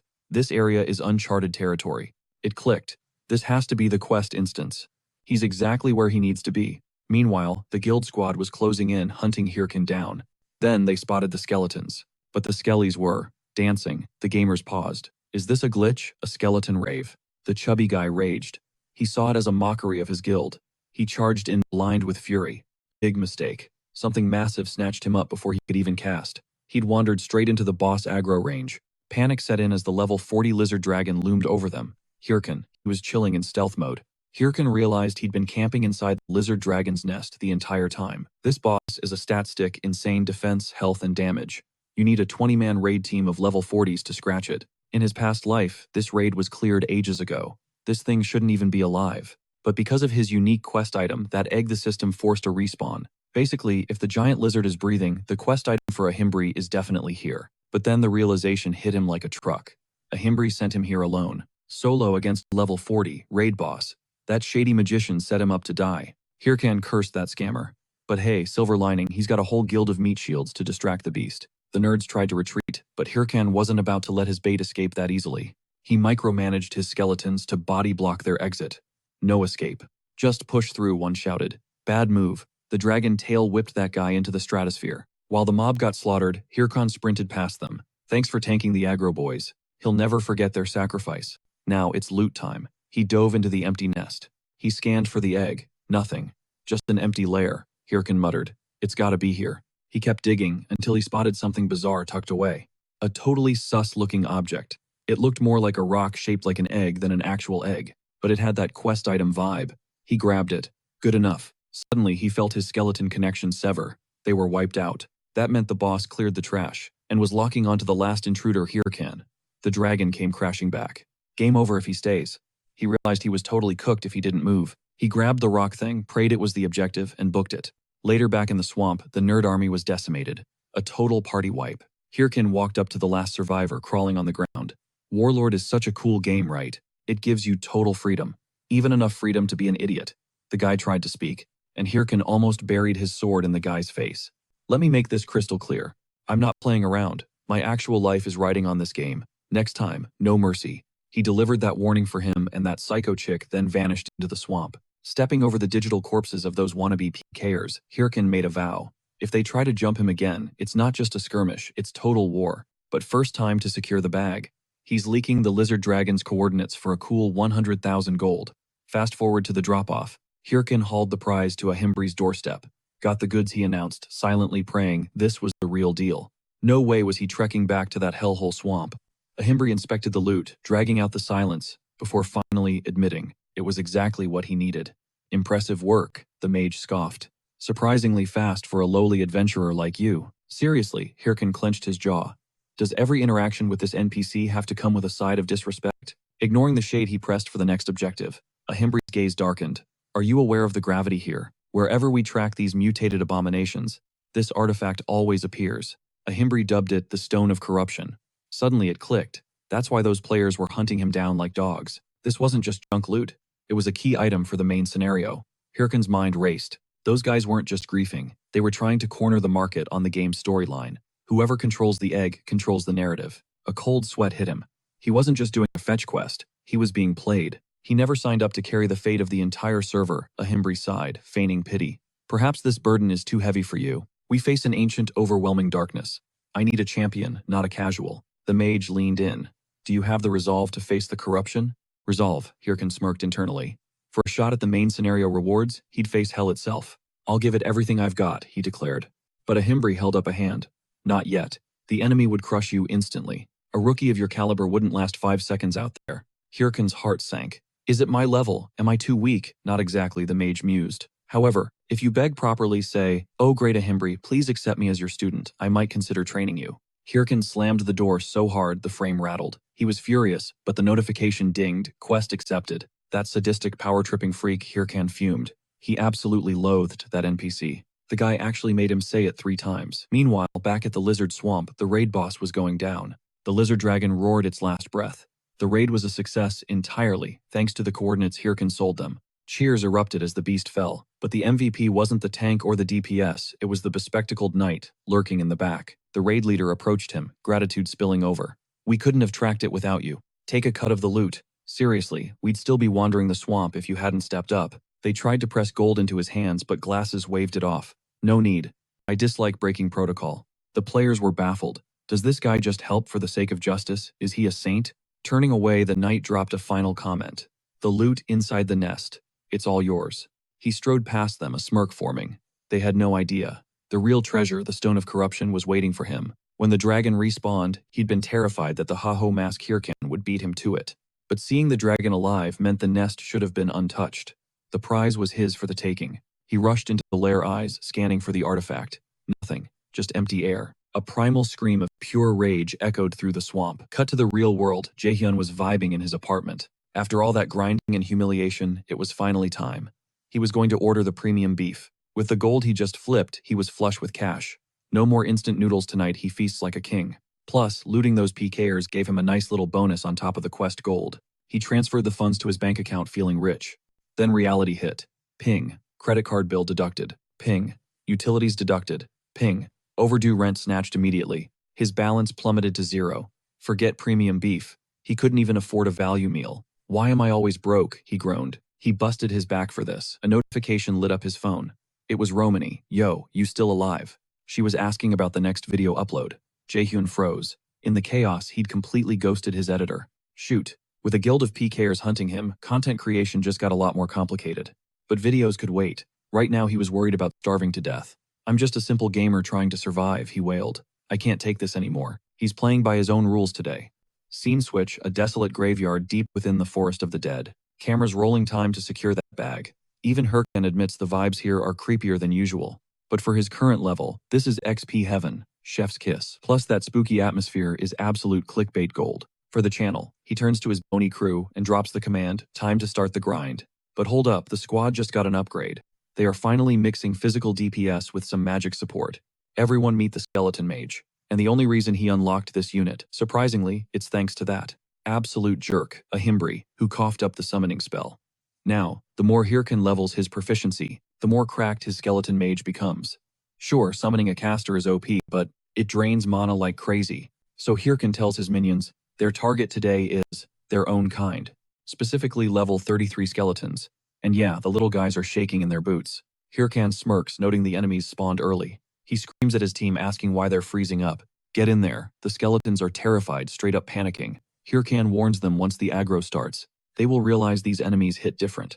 But seriously, why are you guys hiding? For the love of God, he's got a schedule to keep. He practically force moves them into the fray because they refuse to budge. First clash, the little knight lands a hit, slicing half a skull off, but realizes the enemy is still coming. The knight is freaking out. Hyrkan sighs, basic attacks won't cut it here. He equips his mage hammer, a rare drop, with +3 strength, ready to just smash some skulls in. He doesn't just smash them, he yeets them across the field. Holy crap.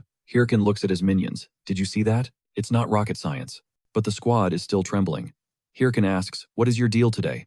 The mission is simple, drop 100 skeletons in 100 minutes. To be exact, 1 hour and 40 minutes. Hyrkan threatens that if they miss this quota, he is leaving them behind in this dump. That lit a fire under them instantly. Poor bone boys. Even while sobbing about fighting their friends, they start racking up kills. The rhythm is finally flowing.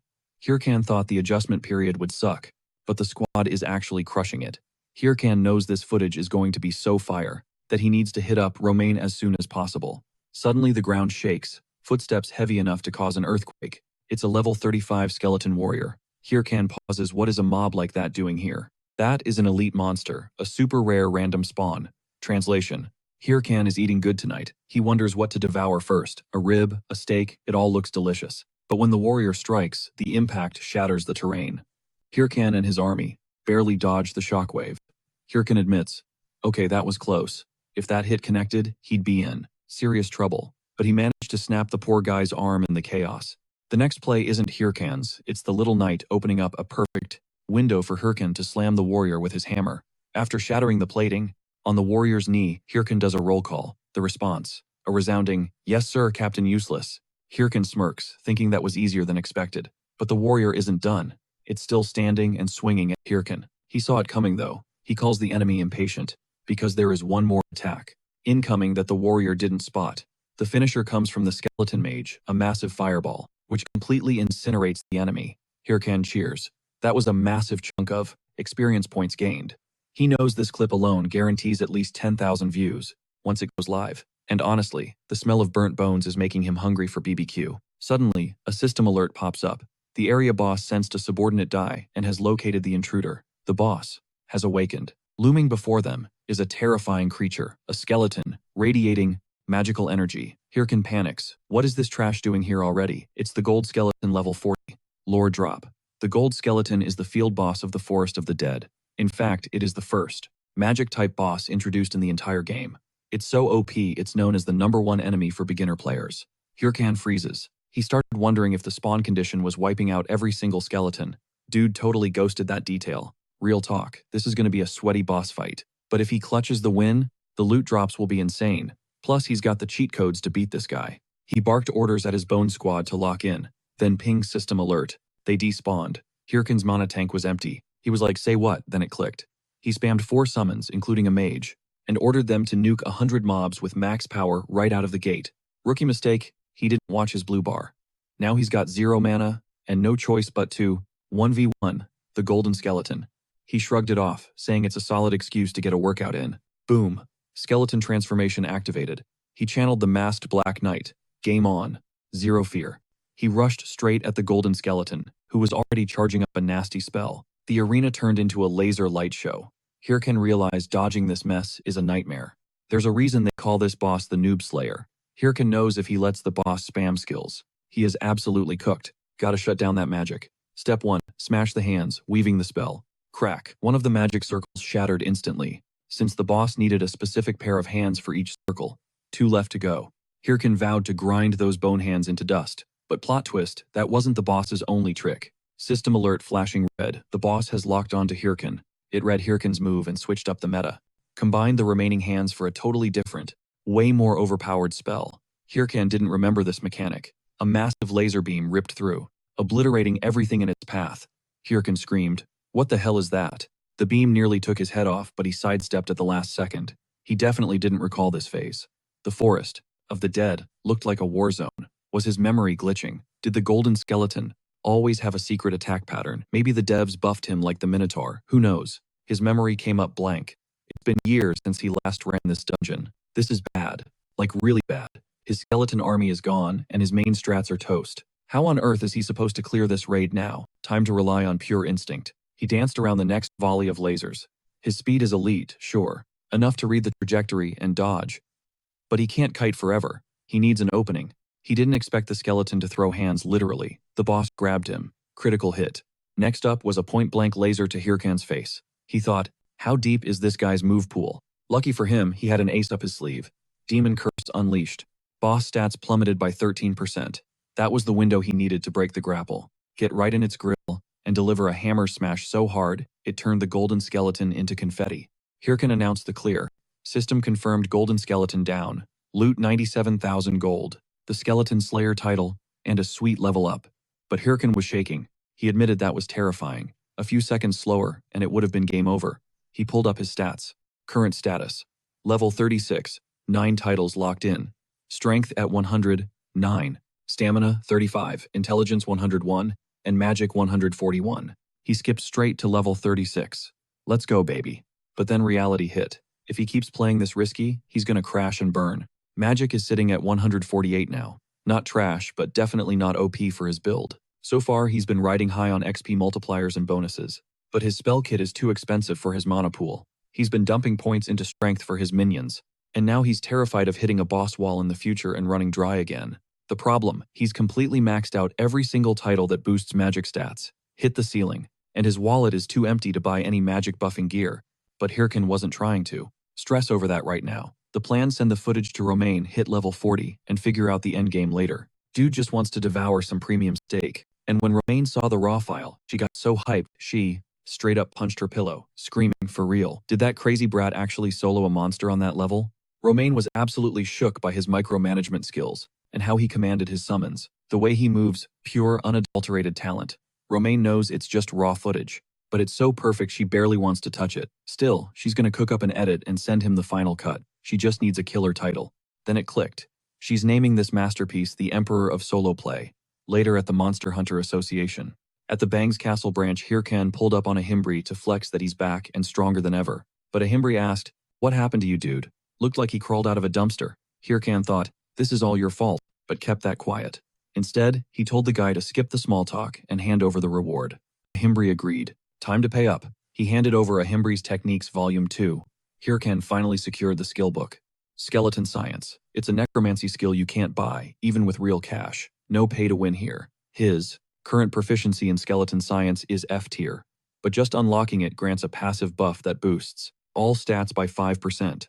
Plus, Hyrkan's skeleton summons now cost 10% less mana, and he can summon one extra unit. Hyrkan thanked his master profusely. Big W. But a Himbri said, "Wait, there's more. A ring that tracks corruption power." He crafted it using that corruption stone Hyrkan fetched last time. Now he can hunt corruption solo. This ring is unique tier. It buffs all class-related stats by 2, and every other stat by 9. And when you equip the full set, with the other corruption tracking gear stats skyrocket by another 21 points. Hyrkan was literally drooling over this bling. He realized this is the most broken OP item you can snag from the main questline. He was bowing and scraping, thanking the guy non-stop. But a Himbri clenched his fist and went, "Actually, on second thought, I shouldn't give you this ring so easily." Told him to snatch it if he could. Hyrkan swore, "I'm gonna end this son of a gun once I grab that ring." He even popped his ghoul transformation just to secure it. Cut to later, he's holding the corruption tracking ring, muttering that the guy is a total psycho. If he wasn't an NPC, Hyrkan would have ended him. But still, he secured the ring and unlocked the next mission. A Himbri mentioned they ghosted, or rather lost contact with Agent Mig. So Hyrkan's next objective is to head to Suryo Castle and see what went down. Hyrkan decided to let the old man slide just this once. Why? Because Suryo Castle is a high-level danger zone. Even getting near Mig is going to be a nightmare, let alone with permission. Then a DM popped up from Romain. Subject urgent. Look now. The video of him destroying. The golden skeleton hit 2.3 million views. But those cheapskates only dropped 1,000 likes. Reminds me of a certain crowd. Watching a video on a Manhwa recap channel right now? Huh. Yeah, you watching this and not smashing that like button. Seriously, it gives me those vibes. I really hope you aren't one of them, okay? Because I have zero patience for ghost viewers. You know, the ones who binge the content but won't like or subscribe. Don't be that person, alright? Anyway, Hyrkan realized his total ad revenue from that viral hit was over 1 million won. Dude nearly fainted seeing those commas. He screamed that it's finally tomahawk steak night. Premium ribs, side dishes, the works. He can buy the whole menu. He said this felt like hitting the jackpot, baby. He knew he was going to blow up sooner or later. Hyrkan said, "Screw the schedule, he's logging off right now to blow that cash." Suddenly another donation pinged. The message said they'd been trying to slide into his DMs for ages with no luck. It was from the Storm Hunters Guild, specifically the head hunter, looking to make Hyrkan an offer. But he knows exactly who runs that show, that wretched woman Syl, the Thunder Queen herself. Hyrkan had a flashback to his past life. She was a massive pain in his neck. Back when he rejected their invite, they hunted him down for it. Toxic people never change, do they? Trash takes itself out. Eventually, he hits them with a hard nope, and suddenly major deja vu hits Hyrkan. Flashbacks of his past life flood in man's soul. Was a total pain in the neck back then too. She tried to recruit him like 80 times. Meanwhile, some random guy is drooling, saying, "Hyrkan hit the jackpot." Who wouldn't want an invite from the Storm Hunters, especially from Sul, who's basically swimming in cash and power? Every mercenary buddy he has is green with envy, desperate for the contract Hyrkan just tossed in the trash. One guy calls him a total game junkie. But honestly, when Hyrkan steps into a raid, he's the main character. Everyone talks. The dude is playing on a completely different level than these other scrubs. But Hyrkan shuts it down. "I'm good." He doesn't care if the paycheck is $1 million. He is never joining that guild. Once his own crew powers up, the cash will flow anyway. He'd rather keep the peace with his boys. But the irony hits him like a truck. Money was exactly why he got stabbed in the back before. Hyrkan realizes the snake in the grass was right under his nose the whole time. He literally slaps himself back to reality. No more spending like a clueless newbie. It's grind time. Every dime he's made, going straight back into his build. He's reinvesting to become a god-tier powerhouse. He summons his bone brigade again, fuming. Where's that gold skeleton front and center, Hyrkan? Already sorted them out during the break. Today isn't a stroll, it's hell training. They need to optimize attack patterns and perfect their sync. He asks if they're ready to grind. If he asked his human buddies from the past, they'd be whining, "Bro, we're exhausted, give us a break." But his undead army, no stamina bars, no complaints, they agree instantly. Hyrkan smirks, finally some real allies. This time he's taking over. They are going to be the best. Next destination, Suryo Castle. But they aren't fast traveling, they're training on the move. The plan is simple. Sprint all the way there. Anyone who lags behind gets a beatdown. The skeletons took off like Usain Bolt, zero hesitation. Scene cuts to Choi Sul, looking like a queen on a throne of dragon corpses she single-handedly slaughtered. Meeting her is Red, one of her top officers, bowing with respect. Sul cuts to the chase, asking if there's any update on the corrupted power quest. Red shakes his head, zero intel. They still haven't cracked the code or found a single clue for the next phase. Sul is seething. Losing this to the Hydra Guild is a total embarrassment. Red assures her they'll figure it out, noting they're skipping the summit with the top 30 guilds. Sul scoffs, sitting at a table with a bunch of yapping idiots won't solve anything. Red wisely wishes her a safe trip. Back in the real world, Jaehyun clears his debts. And obviously whatever cash was left went straight into character upgrades. End result, his bank account is looking tragic, completely broke, 0 cents. But who cares? He's got moves to make. Time to road test the new kit. First up, skin sewing. It's a passive that buffs defense by grafting monster parts onto the player's skin. Creepy but effective. If the skin takes too much damage, he just swaps it out. He tests it with a skeleton warrior's horn. Boom, his helmet gets a passive +5 defense boost. He whacks his own arm to test the durability. Nothing. He barely felt a tickle. Better than expected. Next on the menu, Curse of Sloth, which tanks enemy speed and movement, cranking up the AoE and slow effect. Burns more mana, but it's worth it. Hyrkan casts it on one of his poor skeletons for science. The little guy basically freezes, totally paralyzed. Hyrkan grins. That's going to be a nightmare for his enemies. Now, for the main event, Golem, summon the hardest skill to drop. And the one he wanted most. A shiny new recruit for the army. Hyrkan admits, it being a necromancer is finally paying off. This golem is going to be the ultimate meat shield. He activates copy mode, making the golem mimic his every move.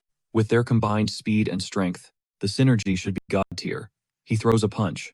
The golem stands there. Hyrkan pauses. Why isn't it working? Is the game bugged? Has to be. Suddenly the golem throws the punch 10 seconds later. Massive input lag. Hyrkan rages internally. Of course the RNG gods cursed him with a lemon.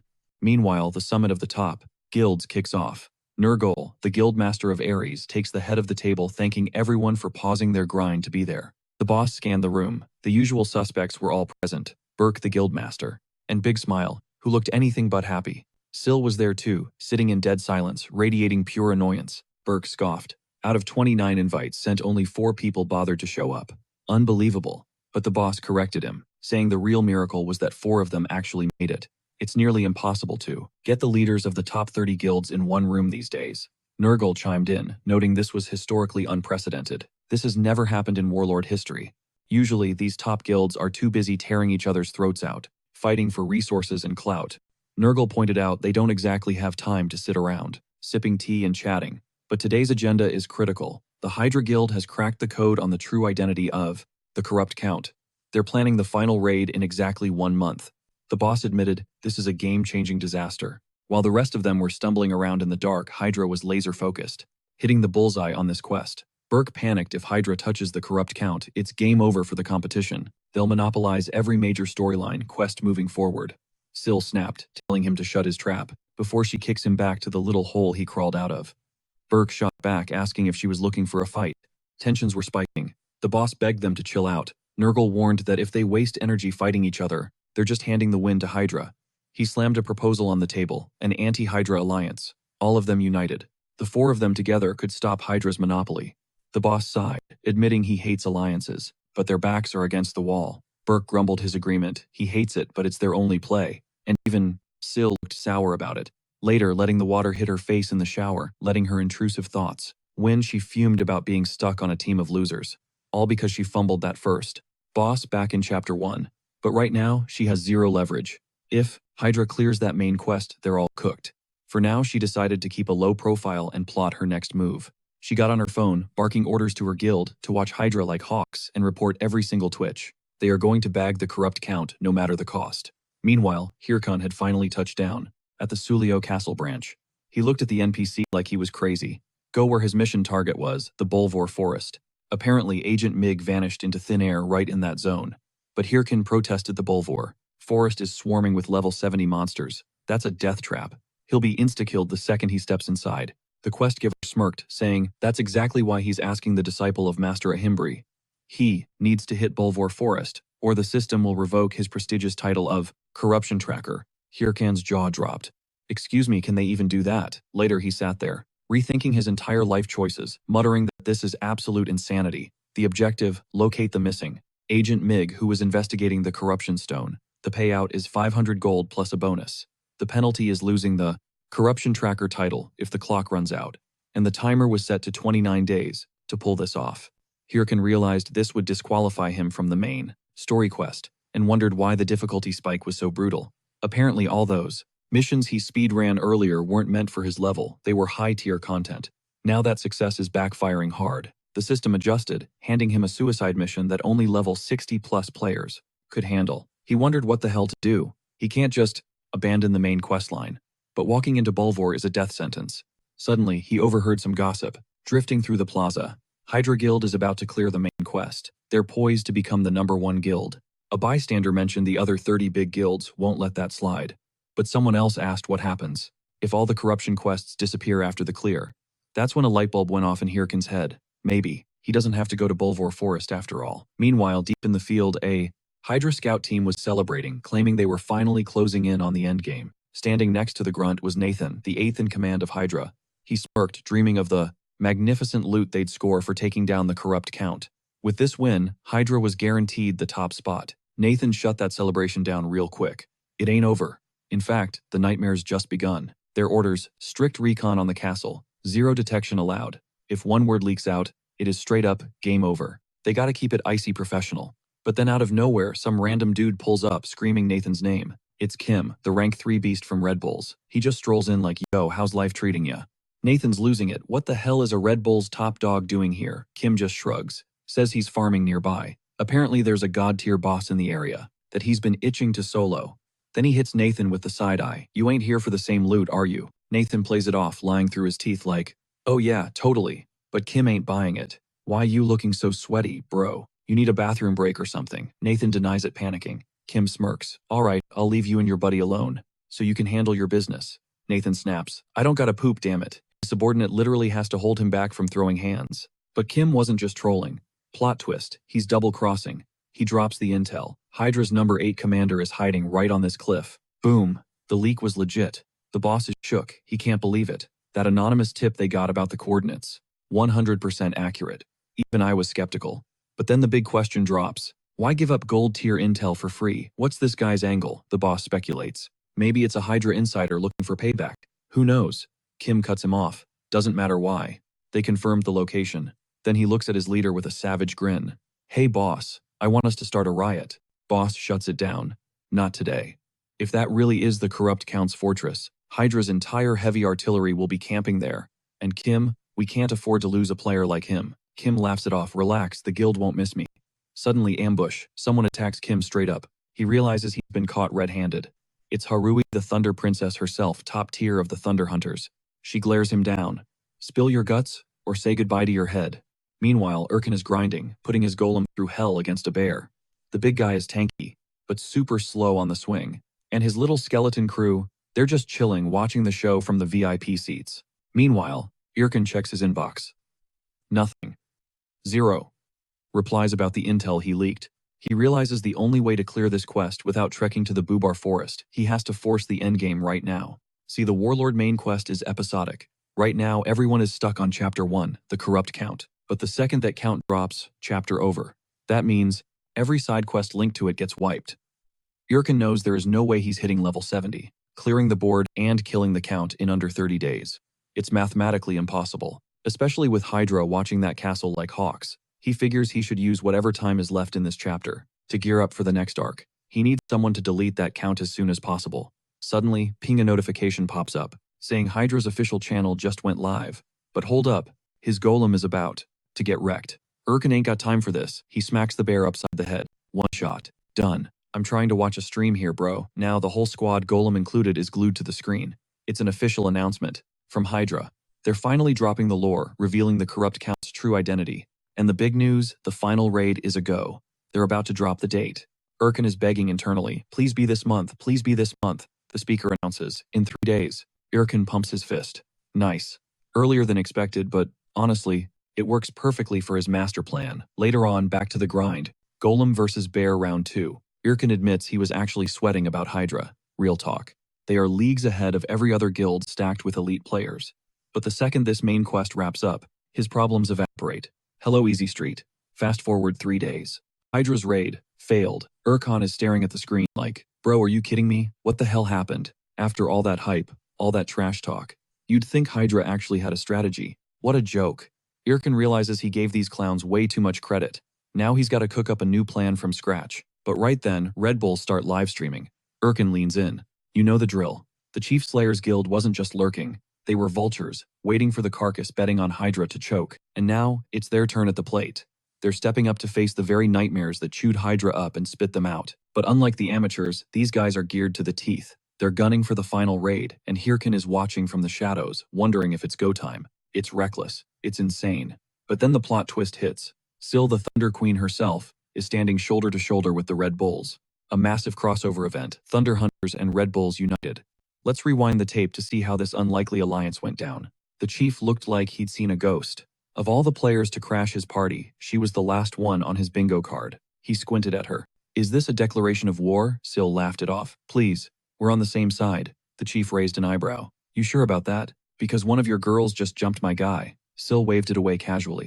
Just a friendly hello. No hard feelings. Cut the small talk, she snapped. She was there for business, the raid. No more games. She knew the Red Bulls had intel. She knew the chief and his squad had sprinted to the castle like their lives depended on it. Silent rush. Dead giveaway. The chief sighed, admitting defeat. Fine, you caught us. We got an anonymous tip, but we have zero clue who sent it. So are we done with the interrogation? I've got questions for you. She leaned in.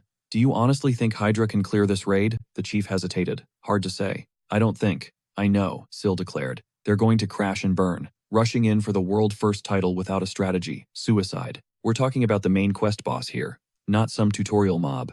It's a nightmare scenario. The chief cut in. You didn't trek all the way out here just to trash talk Hydra, right? What's your angle? Syl slammed a dagger onto the table. Bam. Why don't we team up? Let's take down the corrupt count together. With our combined firepower, that first clear achievement is ours. Back then, the chief thought she was full of hot air. But cutting back to the present, he realized she was the real deal. Boom. They were staring down the throat of the corrupt count, the final boss of Chapter 1, the big bad. The count sneered, promising to crush these pathetic insects. Meanwhile, the tank line was buckling under a tsunami of mobs. The Red Bulls were about to break. Syl was sweating bullets every time she sliced a tentacle. Another one sprouted instantly. Suddenly, the chief roared, smashing through the chaos. I'm clearing a lane, go. She danced through the attacks. Checkmate, she shouted, but then squelch. She got skewered by a dozen tentacles. But she didn't drop. She grit, her teeth ripped herself free, and sliced the count's face clean in half. Savage. The chief watched, terrified. She's a monster. Just like that, the Red Bulls and Thunder Hunters brought the boss down. From the shadows, Hyrkan analyzed the play. So she was the carry, huh? Whatever. Details didn't matter. He just needed the event to end, so he could make his move. Enjoy the victory lap, Syl. It's the last time you'll smile. They might have won the battle, but Hyrkan owns the war. Fast forward a few days. Hyrkan is deep in the mud again. Classic. Why does the universe hate me? He groaned. Let's rewind a few hours. He was stepping into the blocked mountain field. Usually a giant keep out sign until specific conditions are met. But Hyrkan knows the lore. This is ground zero for Chapter 2 of the main quest. The second the corrupt count hit the floor, the gates to this zone threw themselves open, and he was the very first soul to step foot inside. Jackpot. +2 to all stats, +1 to class stats. Hyrkan smirked at his bone crew. Alright boys, showtime. But the hype died fast. Suddenly he's encircled by a stampede of wild boars. Level 60. Problem: Hyrkan is sitting at level 41. These boars are pack hunters, aggressive, and 20 levels above him. That explains why he's currently sprinting for his life from the Bacon Brigade. just my luck. But panic won't save him. He's the only player who knows this hidden route. Odds of survival, low. Is he doing it anyway? You bet. He slapped a helmet on his skeletons. Get him. He sent the bony squad in. Crunch. They got vaporized in a single second. Exactly as planned. While the boars were distracted, destroying the bait, Hyrkan cast Curse of Sloth. Boom speed limit enforced. While the boars were moving in slow motion, Hyrkan went on the offensive. He lunged forward and slipped on a freaking banana peel faceplant. The culprit, an armored monkey cackling in the trees. You gotta be kidding me. He managed to purge the curse straight out of the boar, but that beast almost took his head off in the process. Just as he was about to get wrecked, a savior stepped in, firing off a volley of overpowered arrows that pinned the boar down. An NPC hunter walked out of the shadows looking like total business. Meanwhile, over at Suryo Castle, everyone was losing their minds over this dude, flexing a full set of white mamba armor. That is some serious drip. But he wasn't there for the clout. He was at the rendezvous point grilling his informant Michelle, demanding to know if she doxed the mysterious player who leaked the intel yet. Michelle shook her head. None of the major guilds had a clue who dropped that info bomb. They're talking about a player who knew the corrupt count's true identity and gave it away for free. Whoever did that is playing 4D chess, so obviously they aren't going to be found that easily. The armored guy pressed harder. What about Haho Mask? Any traits? Michelle shrugged it off, saying the guy just uploads basic monster hunting vlogs. She dismissed him entirely, claiming there's no way a total noob rookie like that would have high-level intel. Big mistake. She already knows the guy is going to be booked solid from here on out, right? The armored guy said he'd handle the heavy lifting. He'll run support while she focuses on hunting down this specific leaker. He doesn't know who it is yet, but he vowed to make them pay. Because in his eyes, that leaker is destroying the game's balance. Ironically, at that exact moment, the balance breaker was chilling at the hunter's cabin. Hyrkan's RNG was absolutely god tier right now. The NPC he just bumped into was Mong, the main quest giver for Chapter 2. Mong is so elite, he used to be the prince's personal trainer, until some drama got him kicked out. Now he's the captain of the forest watchers guarding the Bukas Mountains. This guy is the gatekeeper to the entire second chapter content. Hyrkan seriously hit the jackpot, finding him this fast. But Mong wasn't having it. He told Hyrkan to turn around and go back to the noob zone. He didn't care what brought Hyrkan out here, but this map is crawling with high-level mobs. He basically said, leave before you get one-shotted. That's when Hyrkan dropped the bomb. The corrupt count is dead. He knew that was exactly the trigger phrase Mong needed to hear. Hyrkan explained that while the count was deleted, the corruption was still spreading like a virus. He was tracking the source and ended up here. Then he asked, you got any leads, Mong? Hesitated but admitted something was on his mind. He didn't have hard proof yet, so he asked if Hyrkan was down to help him investigate. Boom system notification. Hyrkan unlocked the title, First Contact with Bukas Protector. That's a sweet plus 14 to all stats. Man, he is addicted to these titles. This questline is a gold mine. Hyrkan immediately accepted. Mong told him to chill out first. He needed to prove himself by clearing the monsters lurking nearby. The quest eliminate 50 mobs in the Bukas Mountains. The reward is 500 gold and Mong's trust. Hyrkan walked out of the cabin, smirking. He needed to power level anyway. He decided to leave the high-tier mobs for his skeleton warriors later. He was going to start with the easiest frag, that annoying monkey. It's payback time. Meanwhile, that little ape was out there bullying NPCs, beating them down just for fun. Literally the highlight of its life. But then Hyrkan stepped out right next to it. What's up, you little pest? Today, the monkey dies. Hyrkan tried to tag him, but the armored monkey was dodging everything, bobbing and weaving like a pro. Hyrkan was getting tilted. He realized the only way to catch this thing was a surprise attack, because that armor made the monkey way too fast, especially when it was parkouring off the trees. So Hyrkan threw his sword. He missed by a mile, and the monkey started laughing at him. But that was just bait. While the monkey was distracted, the golem wound up and landed a devastating haymaker on the poor thing, absolutely demolishing it in one hit. Hyrkan grinned, time to farm the rest of them. Back in the real world, the media was obsessing over the Thunder Hunters and Red Bulls guilds. They were soaking up all the clout for the recent raid. In an interview, Syl played the humble card, saying they just got lucky, but promised to keep grinding for better results. But the second the cameras were off, she was furious. That smile was totally fake. The Thunder Princess hyped her up, saying she was amazing for taking down the count. But Syl shut that down. She knew it was pure luck. They would have wiped if the Red Bulls hadn't been there. She knows that to secure a real victory next time, she needs Haho Mask skills on her team. She ordered her squad to call Rat immediately, because there is a certain player they need to headhunt right now. Back in the forest, after slaughtering so many monkeys, Hyrkan's sword finally snapped in half. Durability, 0. Makes sense, it's definitely time for a gear upgrade. Problem is, our boy is completely tapped out. Bank account hitting 0. He has no choice but to grind for some gems. Now lore dump, monster gems, are like S-tier rare drops. You use them to craft gear, and depending on which mob you smoked, you get bonus stats. Like a green goblin gem gives you +1 dexterity, while a werewolf gem stacks +2 on your attack. Hyrkan knows the armed monkey drops the specific crafting mat he needs for his new kit, so he orders his skeleton crew to farm these monkeys until extinction. But after grinding for 9 straight hours, 0 drops. Nada. He's screaming, why? Not even one. He just needs a single drop. Then out of nowhere, this dude in full plate armor pulls up, recognizing him as the Haho mask. Hyrkan scans the fit he's rocking. Insanely expensive fire lizard armor and an orc warrior blade. This guy is at least level 70, probably runs with those weirdo clans. But the guy introduces himself as Quixote. He strikes this cringe Power Ranger pose and says he's here to challenge him to an official duel, claiming he heard Hyrkan is trending on YouTube right now. Basically, he thinks clapping the Haho mask will make him viral too. Hyrkan figures this guy is just a clout-chasing loser. He tells him, I'm busy, touch grass. Hyrkan is already tilted because that trash gem hasn't dropped yet. But then, Quixote offers 5,000 gold for the fight. And obviously, Hyrkan switches up instantly. Oh my bad, let's go. See, Quixote views himself as the hero of justice. In every other game, his skills made him the main character, the big hero everyone simps for. But in Warlord Reality Check, nobody cares about him. Instead, he noticed everyone hyping up the Haho mask. The chat won't stop talking about him, 24/7. Quixote was salty that the spotlight wasn't on him, until he randomly bumped into Haho mask in the wild. He figures if he uploads a clip of him stomping Hyrkan, he'll steal all that fame. But the second he challenges Hyrkan, this dude starts unequipped his armor. Hyrkan's like, yo, what are you doing? Buddy Quixote says it's for a fair fight. Since Hyrkan is holding a broken sword, Quixote wants a pure 1 versus 1, hand-to-hand. No pay-to-win gear advantage. He wants Hyrkan to go all out. Hyrkan looks at him like, you think I'm gonna take a duel seriously? With a guy in his boxers, Quixote says, enough talking, and charges in. Hyrkan thinks, okay, I should at least humor him. He is in his underwear after all. Hyrkan keeps dodging, playing passive. Quixote gets annoyed, telling him to stop trolling and fight. Hyrkan's just awkward about the whole situation. Then, Quixote pops his first skill to buff his strike, and launches Hyrkan into the Shadow Realm. Hyrkan recognizes the skill, Warrior's Strengthening, which boosts speed for a sec. He knows Quixote is a moron, but his level is way higher than Hyrkan's. In a fair fight, Hyrkan has 0 chance against those stats. So Quixote sees him get up and assumes he's finally getting serious. He screams for Hyrkan to bring the heat, so the world can see he's stronger than the Haho mask.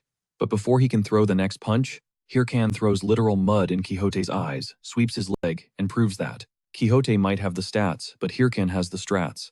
While the poor guy is blinded, he eats a combo of punches. Quixote yells, you call this skill, this is cheating. Hyrkan says, there's no cheating in a death match. Quixote is losing because he's obsessed with honor and fair play. So right then, Hyrkan grafts the remains of the armed monkey onto his body. Seeing the next attack charging up, Quixote knows if that hits, it's game over. Instant death. Hyrkan says, you started this beef, now eat it. Quixote screams, wait, time out, I surrender. I give up. Hyrkan misses on purpose, smashing the tree behind Quixote and causing a massive explosion. Quixote thought he was actually gonna die. It was so immersive he forgot he was in a video game. Hyrkan says, I win. Pay up. 5,000 gold right now. Instead of getting mad, Quixote goes full fanboy. That was awesome. He admits defeat, convinced Haho mask is a beast. So he dropped the bag 5,000 gold and handed over his blade. Hyrkan told him straight up, this isn't just a weapon, it's an orc hero sword. That's a 15,000 gold payday right there. Hyrkan shook off the shock and asked the million-dollar question. Why hand him a fortune? Hyrkan kept it real, saying to consider it a token of gratitude. He admitted he'd been so obsessed with chasing clout and worrying about his popularity that he completely forgot to actually grind for strength. And Hyrkan was the one who gave him that wake-up call. Standing there in nothing but his boxers, Hyrkan told him he's earned the right to be called his brother. Hyrkan just stared at him. Is that why this half-naked weirdo is giving him a legendary sword? Pause. Hyrkan thought, okay, he looks like a total tool, but the guy has heart. Is he gonna get sentimental? Nope. He kicked the guy right in the junk and ordered his skeleton crew to jump him. While getting beat down, the guy yelled that he'd return strong enough to be a real brother on the battlefield one day. They'll meet again. Hyrkan shook his head, thinking the guy is a moron, but at least he's genuinely enjoying the game. And that's a good vibe. Plus, Hyrkan just secured a serious weapon upgrade for himself. Time to get back to the mission. Or maybe slaughter another 100 armored monkeys. But his skeletons noticed he had that gambling addict look in his eyes, realized it was a major red flag, and tried to stop him from blowing their funds. Speaking of gains, his new orc hero sword, grants plus 66 strength and stamina, and ignores 9% of the monster's defense. Pure broken stats. Later, Hyrkan was humming a tune, swimming in loot. The body count: 950 armored monkeys, 104 wolves, and 76 poison lizards. Maung gave him a nod. You're doing the Lord's work out here. He said the investigation is moving fast thanks to Hyrkan, but then paused. Yo, what is up with that face you're making? Hyrkan snapped back to reality, apologizing. He was just mentally spending his paycheck. Maung pointed to the map. Focus on this. This mission is hardcore. Near the mountain peak, a bear warrior spawned. We're talking monsters that stand roughly 4 meters tall, decked out in full plate armor, and wielding massive scimitars. What Maung needs to figure out is where these bears are sourcing military-grade gear. Crack that, and they identify the corrupt insider. Hyrkan shrugged. So, too long didn't read. Smash the bears, loot the weapons, bring them back. Got it. Maung looked at him like he was crazy. You going solo? Are you insane? That is a suicide run. But Hyrkan waved him off. Chill, I know exactly how to handle these oversized teddies. Following the map, he closed in on the danger zone. Time to stretch the glutes. He pulled up the player auction interface. With my current bank account, the best bang for my buck is definitely the snake and skeleton set. He hit buy now on the full armor set. Boom plus 70, defense plus 34 mana, and plus 34 strength. Mana cost slashed by 10%. Total damage to the wallet, 37,896 gold. Smell that. That's the scent of pure capitalism. He grabbed some extra skills too. He might not be on the Bear Warrior's level yet, but he's closing the gap. The skeletons tugged on his leg. Hey boss, what about us? Where's our drip? Huh? Oh, Hyrkan nodded. Of course I'm gonna hook you up. But then the system hit him with insufficient funds. The skeletons were absolutely fuming. Hyrkan started sweating. I swear I didn't do that on purpose. Next check. The first thing I buy is your gear promise. Okay, now go farm me some gold, he thought. Thank God this boar showed up to distract them. After a brutal beatdown session, the last boar was practically begging for the sweet release of death. The skeletons were hungry for loot, and Hyrkan yelled, "Quit playing with your food, finish it." But suddenly, someone sniped the kill.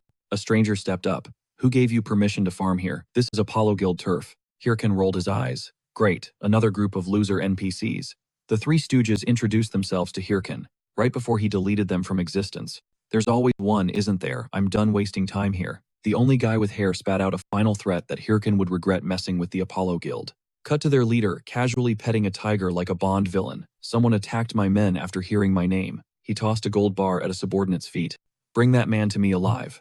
He's going to pay for underestimating me. Meanwhile, Hyrkan finally reached his objective. The spawning grounds of the Bear Warrior. His skeletons were striking bizarre poses.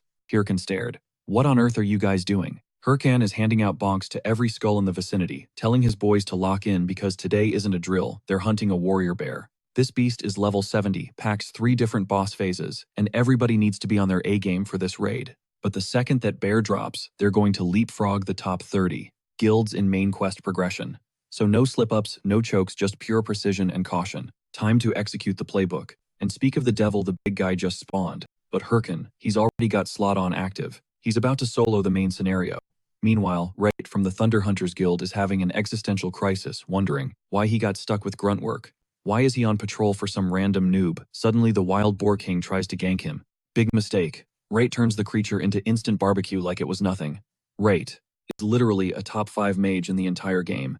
He sighs, begging the universe, please Haho Mask, just show your face already. Back to the action. Hyrkan is having flashbacks to his past life, remembering when he tried to raid this monster. With his old guild squad, they wiped 6 times before catching a dub, and it was still a nightmare. But in this timeline, 0 margin for error, or else the competition steals the lead on the main quest. To actually dent the warrior bear's HP bar, he has to target the unarmored weak points. Good thing he prepped a specific skill just for this mechanic. He tells his skeleton crew to wait for the signal and trust the training. He triggers his newest passive ability, muscle modification, but he launches himself with way too much juice. He literally yeets himself past the bear. Even the bear looks confused before it absolutely wrecks the skeleton army. Hyrkan knew the buff boosted his movement, but he didn't know it turned him into a rocket. He engages his acceleration to blitz right for the bear's neck. Instead, he faceplants right into the fur. Okay, why is this thing so fluffy? But internally, he is hating this new skill. He can barely control the output, but he manages to rip off a chunk of the bear's armor anyway. Still, his body isn't used to this glitchy power spike yet. He can't even land a clean crit, forcing him to scramble and dodge. The bear's pause. He pops a bone bomb, but the explosion barely tickles the boss. The bear comes out, looking slightly toasted, but basically full health. Hyrkan decides to scrap the melee DPS strategy. He resummons his skeleton squad and declares he's switching to full Necromancer mode. But the skeletons are looking at him like, bro, really? Hyrkan swears he won't whiff it this time. To prove it, he summons his golem to tank alongside the army. The moment the bear counters the golem, Hyrkan triggers golem body strengthening, causing the bear's claws to get stuck in the hardened rock. The 3 skeletons jump the boss instantly, chipping away massive damage. Hyrkan announces he's got a finisher move ready, but it needs a second to load. But suddenly the skeleton mage's pillar of fire doesn't just roast the bear, it cooks Hyrkan, too. Are you trying to PK me right now? That's when the bear triggers Warcry, healing back 50% of its HP. Great. Welcome to Phase 2. Hyrkan snaps. Screw tactics, brute force, and numbers always win. He starts spamming bone bombs like a toxic player, creating a literal mushroom cloud. He's throwing explosives like a total psycho. A few moments later, the bear is toast. Massive XP drop, 100,000 gold in the bank, and the Mong quest is officially cleared. He thinks back to how hard this was in his past life, yet he just soloed it here. He wasn't wrong about his potential. He gives props to the skeletons for a job well done. Time to head back to Mong and grab the next quest. Meanwhile, the skeletons are whispering to each other that their boss fought dirty and ran around like a coward. Hyrkan shouts, "I can hear you guys." Meanwhile, in a tavern over in Bukas, Riot is down bad, looking stressed because he still hasn't found the Ha-Ho mask.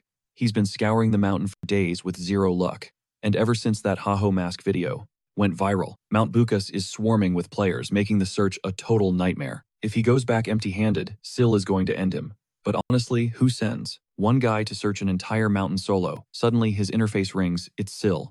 Riot stammers, admitting that, yeah, mission not accomplished yet. But surprisingly, Syl says it's chill, admitting she might have been too harsh. Sending him alone to comb a whole mountain, that was a big ask. Ray tears up, feeling validated, and asks if he can come home now. Syl says he's staying on the mission, but she's sending backup. Suddenly, the backup literally explodes through the tavern wall. It's Harui, the Thunder Princess, and she looks absolutely furious. Because of him, she got dragged along for the ride. Ray's internal monologue was screaming, "I absolutely hate this job." Later on, Hyrkan clocked exactly what was happening. Bukas was packed tight. And it adds up. Considering everyone figured out the main questline is still active here. So he bounced, rushing to link up with Maong. En route, he ran into those 3 losers from the rival guild, the ones he gave a beatdown to earlier. He thought it was round 2. Fists ready, but nah, they were sprinting for their lives. Didn't matter though. They got snatched up, mid-escape. And the one who intercepted them? The Thunder Princess herself. Hyrkan recognized the squad instantly. Harui cut to the chase, asking if he happened to be the Ha-Ho mask. Hyrkan knows the stats. She's the number 2 heavy hitter in the Thunder Hunters.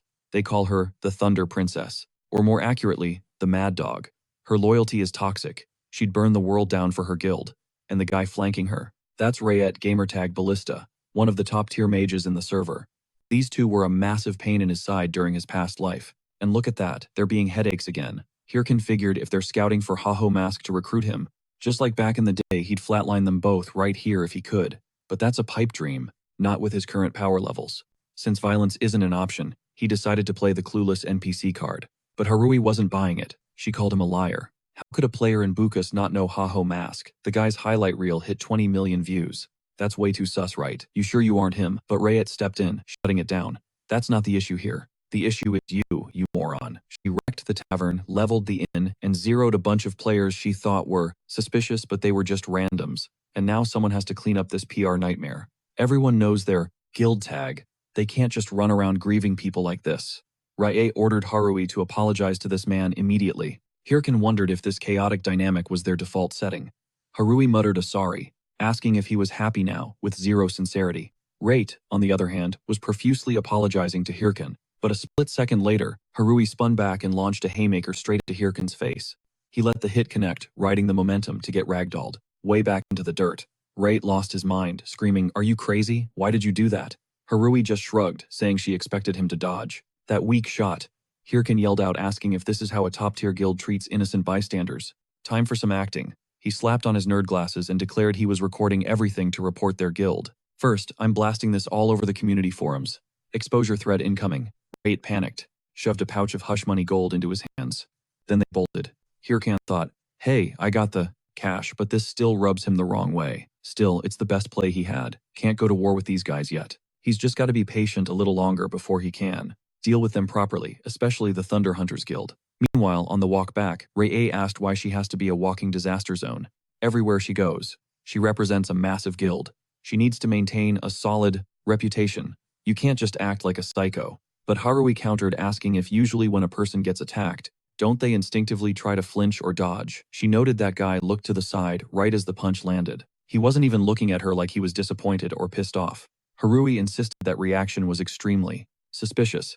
Ray just begged her please stop causing drama. Meanwhile, Hyrkan was hauling a piece of the bear warrior's armor to prove to Maong he'd cleared the quest. He muttered that something weird is definitely going down. Maong thanked Hyrkan profusely, saying the mountain is safer now, and asked if he was unhurt. But Hyrkan was paranoid and in a massive rush. He told the NPC to hurry it up before the big guilds tracked him down. Maong, handing over the rewards, told him to pick one item from the chest. They were all monster dungeon maps he created back when he worked the Bucas Mountains. Hyrkan realized instantly these weren't just scraps of paper. They were treasure maps, a guide marking every dungeon, guaranteeing he could farm every single reward. But Maong dropped the catch naturally. He can only take it if he does one more solid for him. Rumor has it, stronger monsters are spawning in Bucas Mountain, and he needs someone to investigate that zone. Specifically, the Parung Forest. Hyrkan grimaced. Maong asked if that was an issue. Hyrkan lied, saying nah, no problem. But internally, he knew Parung Forest is a level 90 death trap, which means it's grind time again. He'll probably have to hit Sura Canyon to farm XP first, since those demons are level 75. This is the ultimate strat to skyrocket your farming efficiency. I mean, dude already wrecked a warrior bear solo, so this total cakewalk. Time to power level like yesterday. But rolling up to the canyon, he hits a snag. What on earth is the Chief Slayer doing out here? Meanwhile, Rete is blowing up Sill's comms, again absolutely losing it. He is so done dealing with this nightmare of a girl. Sill tries to smooth things over with a generic thanks for the hard work, but Rete isn't having it. He claps back, insisting he's not just whining to dodge the quest. There's a legit tactical issue here. Turns out the Red Bulls Guild has Sura Canyon on lockdown. Shouldn't the squad pivot to the main questline? Sill gives the green light to abort the current mission. It's all eyes on the main game scenario now. Sill predicts the heavy hitters are about to collide, and she's dying to know just how long Ho Mask can keep dodging her, because she will catch him eventually. But first, let's rewind to how he ended up in this mess. He was busy slicing through a level 75 demon goat, instantly dinging up to level 62. The XP flow was insane. Next stop, Parong Forest. But suddenly he picked up a tail, some seriously unwanted guests tracking Ho Mask. We're talking stans, literal obsessive fans chasing him down like paparazzi. He booked it, sprinting away from the creeps. Inner monologue screaming, how is this my life? It was that upload.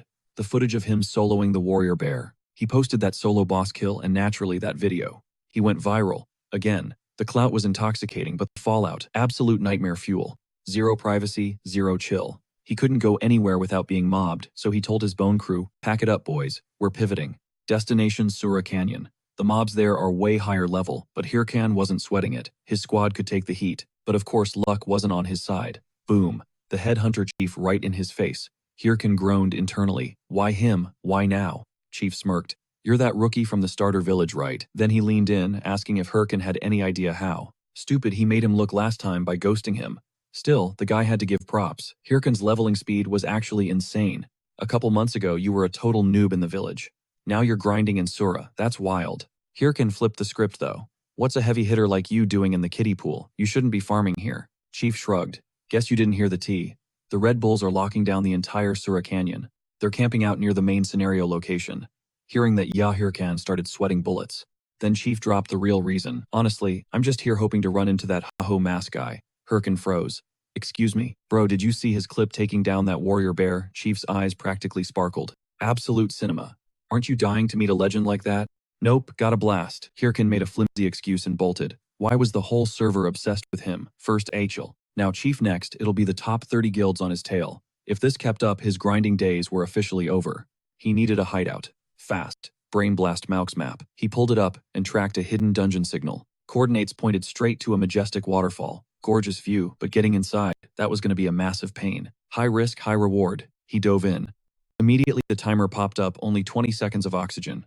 That's it. He scrambled for the underwater cave entrance. Lungs burning. 5 seconds left on the clock. 1 second left. He breached the surface just as he was about to drown. System notifications flooded in. Title acquired. First. To discover the secret. Followed by Dungeon Explorer. Bingo.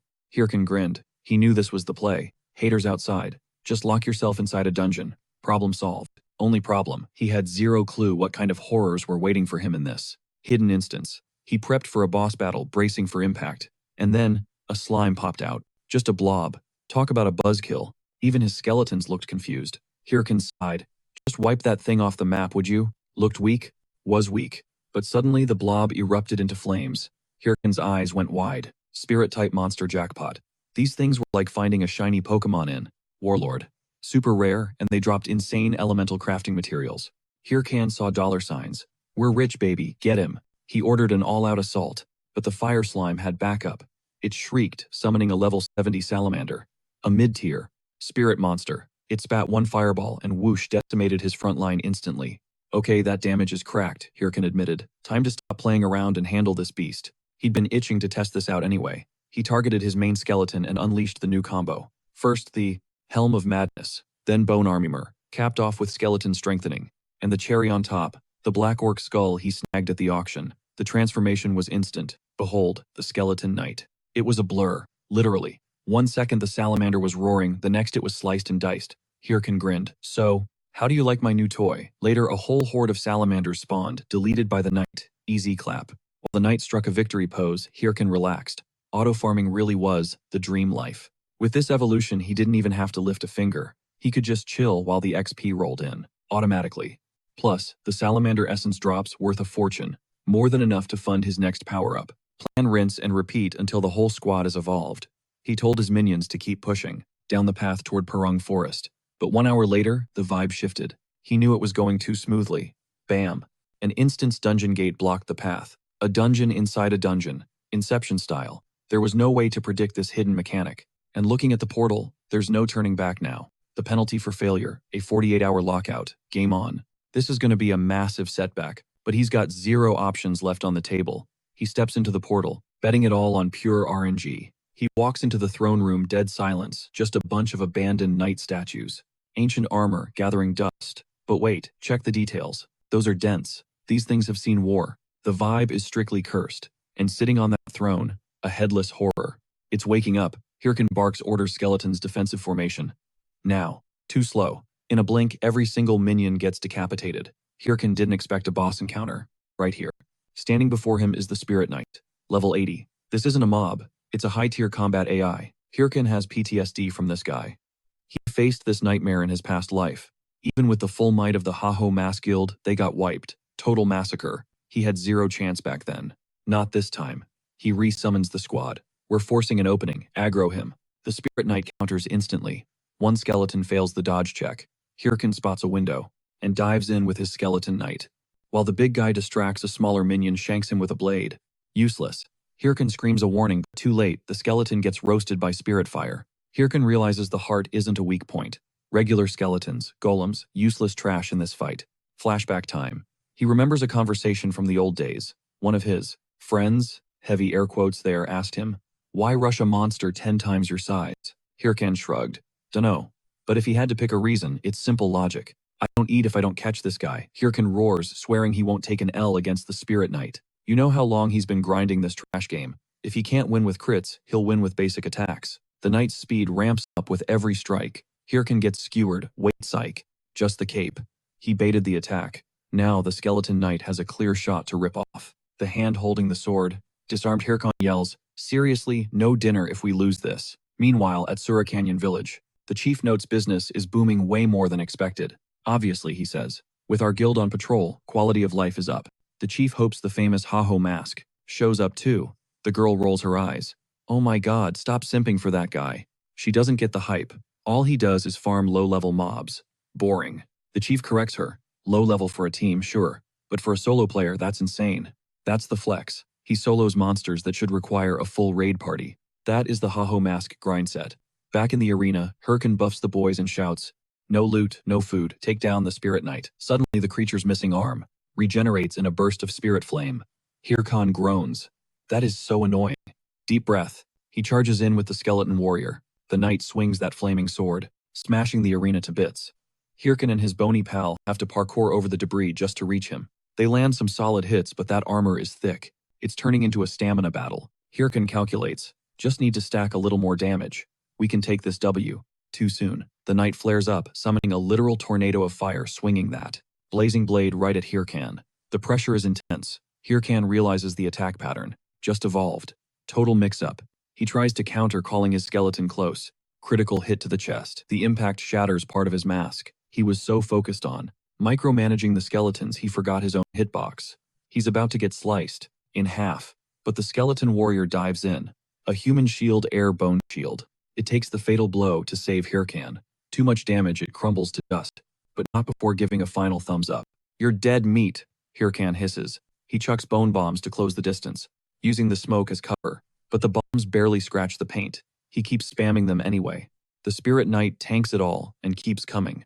Hyrkan looks shocked, but Hyrkan knew the meta spirit-type monsters shrug off magic damage like it's nothing. He'd been playing the long game. That's exactly why he spiked his magic bone bombs with physical skeleton fragments. A nasty little surprise mixed in the blast. He triggered his ultimate summon, transforming those jagged shards into full-blown skeletons right inside the enemy's defenses. The Bone Squad swarmed the Spirit Knight, pinning him down so Hyrkan could deliver the final brutal execution. The Spirit Knight crumbled. Jackpot. 455,000 gold, and a shiny new title, Knight Spirit. He snagged a rare armor fragment and a massive XP dump boom level up. A bitter memory flashed through Hyrkan's mind. The last time he tried to face this boss. He'd been with a squad of so-called friends. They wiped, blamed him, and told him he'd never be good enough. They said it was impossible. He said, "Watch me." Today, he soloed that nightmare without breaking a sweat. His skeleton minion flashed him a thumbs up. "Yeah, things are definitely different now. Good hustle, you bony little maniacs." The undead crew practically vibrated with pride at the praise, but Hyrkan paused. Why hadn't the dungeon exit triggered? Hidden boss fight? Nope. Realization hit him. It was a secret reward room. The spawn rate on this is astronomically low. We're talking lottery odds. Hyrkan thanked Jesus, Buddha, and every deity in the chat. Let's freaking go. Hands shaking with hype, he grabbed the loot. And his face dropped. A beat-up, dusty old book. Research records of ancient power. Its main quest lore, sure, but he'd read this trash 1,000 times in his past life. He memorized every word. Why did RNGesus give him this garbage? But then, something else caught his eye. A second book. And this one was glowing. Cut back to Purung Forest, Hyrkan was ready to flex. Time to crush the main quest. He summoned his boys, but this time they were decked out in full armor. The skeleton mage looked wicked in a hooded cloak. The squad was hyped, and honestly, Hyrkan couldn't blame them. That secret room was a game changer. That second book contained the skill, Armament. It allowed him to equip gear on his summons. This meant his skeleton army could get stronger without him needing to level up. Sure, buying gear for an undead army would bankrupt him, but look at the drip, totally worth it. Suddenly, 3 incredibly sketchy dudes rolled up on Hyrkan, just as expected of the Haho mask. They introduced themselves as men who live for romance and die for romance. Serious cringe energy. The romantic outlaws. Just 3 jacked dudes with fabulous hair and questionable mustaches. Hyrkan internalized a sigh. Why does this game attract all the weirdos? He spun around and walked away. The leader panicked. No, wait, not so fast, Haho mask. Even though they expected a pro like him to be aloof, Hyrkan was visibly losing his patience. They kept trailing him like creepers. Total stalker vibes. Holy crap, get lost, Hyrkan snapped. But the leader persisted, claiming he hadn't answered their proposal. Please join the romantic outlaws. The R2 family needs you, Hyrkan's answer, a hard never. Their sob story. They're grinding for level 100 in Purung, but the mobs are way too overpowered for them. They can't kill a single thing. To be honest, they're getting wrecked. That's why they're desperate for a carry. Weirdly enough, nobody wants to join their guild. Hyrkan thought, wow, shocker. The leader dropped to his knees. Please, Haho mask, protect the romance. Moments later, Hyrkan had absolutely pummeled all 3 of them into the dirt. I don't protect romance, and I'm definitely not babysitting you guys. Got it. Message received. Loud and clear. Hyrkan threatened to delete them if they followed him again. The leader sighed, rejected once more. That was their last Hail Mary. One of the lackeys asked if they should just give up on Purung Forest. But the guy with the anime protagonist haircut turned to the captain. Do you remember that other family? The captain nodded. The group that got scared and climbed a tree to hide. Yeah. Looks like they're calling for help now. Flash forward. Hyrkan was deep in combat against a massive forest orc. He wasn't alone though. He barked orders to his armored death squad. All at once, in a perfectly synchronized strike, they didn't just decapitate the beast, they dismantled it. Limbs went flying. Hyrkan smirked at the carnage. And that makes 55.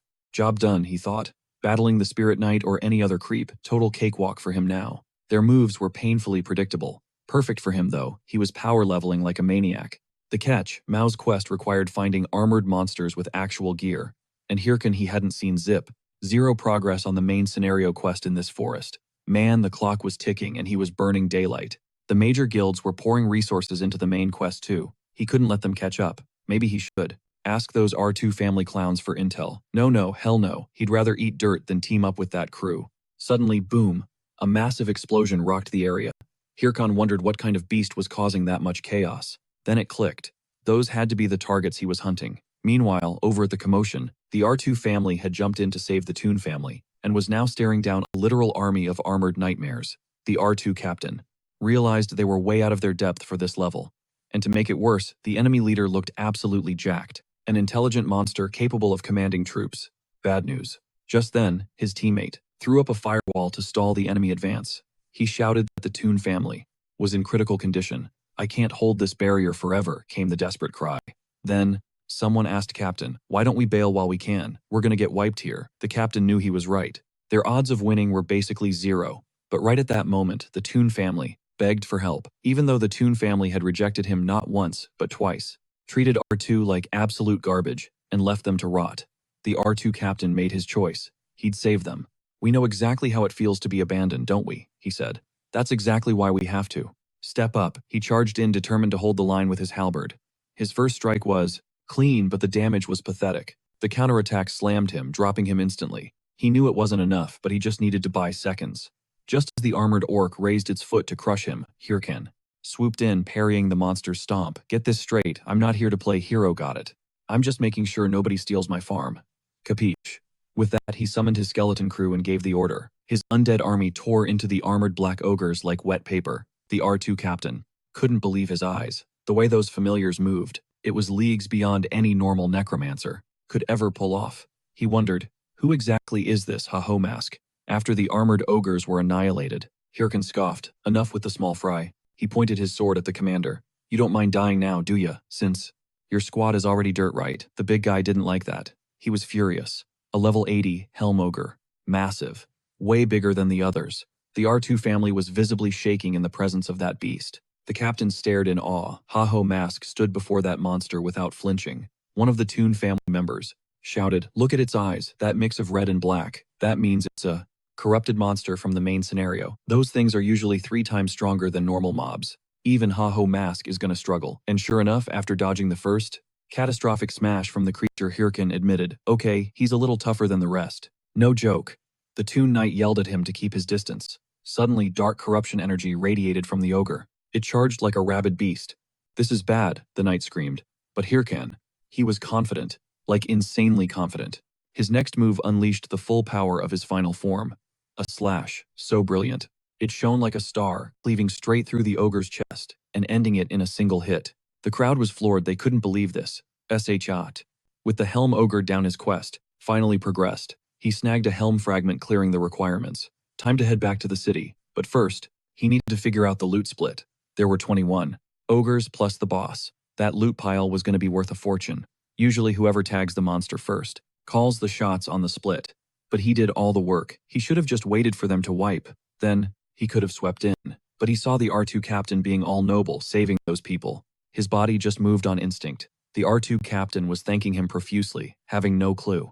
The Ha-Ho Mask saved their skins, but Hyrkan grips his weapon tight. He knows how this goes. Money changes people. He's expecting a backstab, but instead, cameras out. They don't want blood, they want selfies. It's a full-on fan meet. Even the Toon family is simping. Hyrkan blinks confused. So we splitting the loot, or what?" The captain glances at the Toon Knight. "Yeah, fair is fair, right bro? The pressure is on." Then the R2 captain drops the heavy hand on the guy's shoulder. "Come on, you wouldn't stiff the hero who saved us, right? That would be super toxic. Dishonorable even." The knight sweats nervously. No way, take it all. Loot secured." The captain nods like a wise sage. Situation handled. Romantically. Hyrkan stares at them. Since when is bullying someone into submission considered romance? These guys are absolute weirdos. Later, Hyrkan finds his mind drifting back to the R2 crew. He remembers their invite. Those idiots. They were actually just vibing. No stress, just gaming. Having fun. But Hyrkan knows he can't afford that luxury. Not if he wants to be the GOAT. A part of him wants to join the circus. To just enjoy the game like a normal person for once. But the vengeance grind doesn't stop. He has 30 massive guilds to dismantle solo. He snaps back to reality. He barks at his skeleton crew. "Pick up the pace, boneheads. We're speedrunning this mission." Move. Meanwhile, cut to Sinclair, the Thunder Queen. She's casually obliterating a corrupted monster. She stands over the corpse board. Too easy. Enter her hype squad, Harry the Thunder, Princess and Rayet. Harry is practically swooning. Queen, that elegance, those moves. Slay. Rayet cuts the praise short. Boss, we got intel. 2 points. First huge drama in the top 30. Triple Wing and Big Smile started a war. It's messy. Apparently some officer named Burke from Big Smile started beef with Triple Wing during a raid. Now it's full-blown chaos. Both sides are burning resources like crazy to win this feud. But Big Smile is taking the L. They're getting crushed. Sinclair rolls her eyes hard. Are you serious? A guild war during the main quest event? Absolute clowns. Whatever. Hopefully one of them gets wiped off the map. Less trash for me to clean up later. She looks at Rayet. In the second update, Rayet hesitates. It's the Haho mask. He soloed the Helm Ogre. He's actually ahead of us on the main quest line. Rayet braces for an explosion. But Sinclair doesn't scream. She smiles. That is terrifying. Cute, she whispers. Pick up the pace. Get the next mission from Moong now. Thunder Hunters don't take second place. Back at Bantu Castle, Ahimbri is doing his creepy mentor act. Missed you, my dear apprentice. Hyrkan sighs internally. Why me? Ahimbri grins. Heard you crushed Moong's tasks. Good boy. Since you're so qualified, take this. He tosses a ring. The Secret Order ring. Hyrkan checks the stats and his jaw drops. It's a unique item. All stats plus 77. Health recovery up. Mana recovery boosted by 20%. Class stats up by 22. This is broken. Hyrkan starts sweating. It's going too smooth. He flashes back to Moong's hunter cabin. Hyrkan had agreed to join the order. Yes sir, sign me up. Moong gave him the side eye. Think carefully. This isn't a game. You gotta be ready for anything. Hyrkan gave his best hero speech. I live for justice, sir. I'll risk it all to stop the evil translation. Just give me the loot. But the joke was on him. Moong sent him right back here. Go see Ahimbri. He has the badge. That sneaky old man. Hyrkan asked why. Why him? He's the gatekeeper, Moong said. So here we are. Hyrkan stares at the ring. He knows the catch is coming. Ahimbri leans back. Now. Ask nicely. Say please, Professor. Hyrkan slams the table. I have dignity. Ahimbri raises an eyebrow. You think anger works here? He's right. Cut to Hyrkan doing a handstand. Pretty please, Professor. Ahimbri is laughing his head off. Humiliation complete but ring secured. Ahimbri wipes a tear. Welcome to the Secret Order, kid. Now for the real work. Your next mission will make you stronger. Pack your bags. You're going to a war zone. Most dangerous place on the map. Good luck. Fast forward and Hyrkan is standing at the precipice of the battlefield. It's basically an endless meat grinder of monsters storming the castle. Wave after wave on a strict timer, making this way sketchier than your average raid. But the loot drop, it scales with your kill count, meaning the potential to stack insane cash is through the roof. His mission was crystal clear. Dominate the battlefield. He had to slaughter high-tier mobs to validate his spot. In the Secret Order, he smirked. I've been itching for this since the second I respawned. He'd been stuck solo because no guild would touch him. But now, the hype is real. First gotta gear up. Meanwhile, a stalker was tailing Haho Mask, feeding intel to the enemy. Cut to the Apollo Guild HQ, where their leader, Apollo, was absolutely roasting his squad. He screamed that these morons couldn't even handle a single rookie and came back crawling for forgiveness. But one goon stammered that the Storm Hunters crashed the party so they were helpless. They're too OP, sir. Turns out Storm Hunters were also scouting Haho Mask for recruitment. Apollo sneered, figuring this masked punk thinks he's the main character, with 30 guilds fighting over him. But that ego, that's his fatal flaw.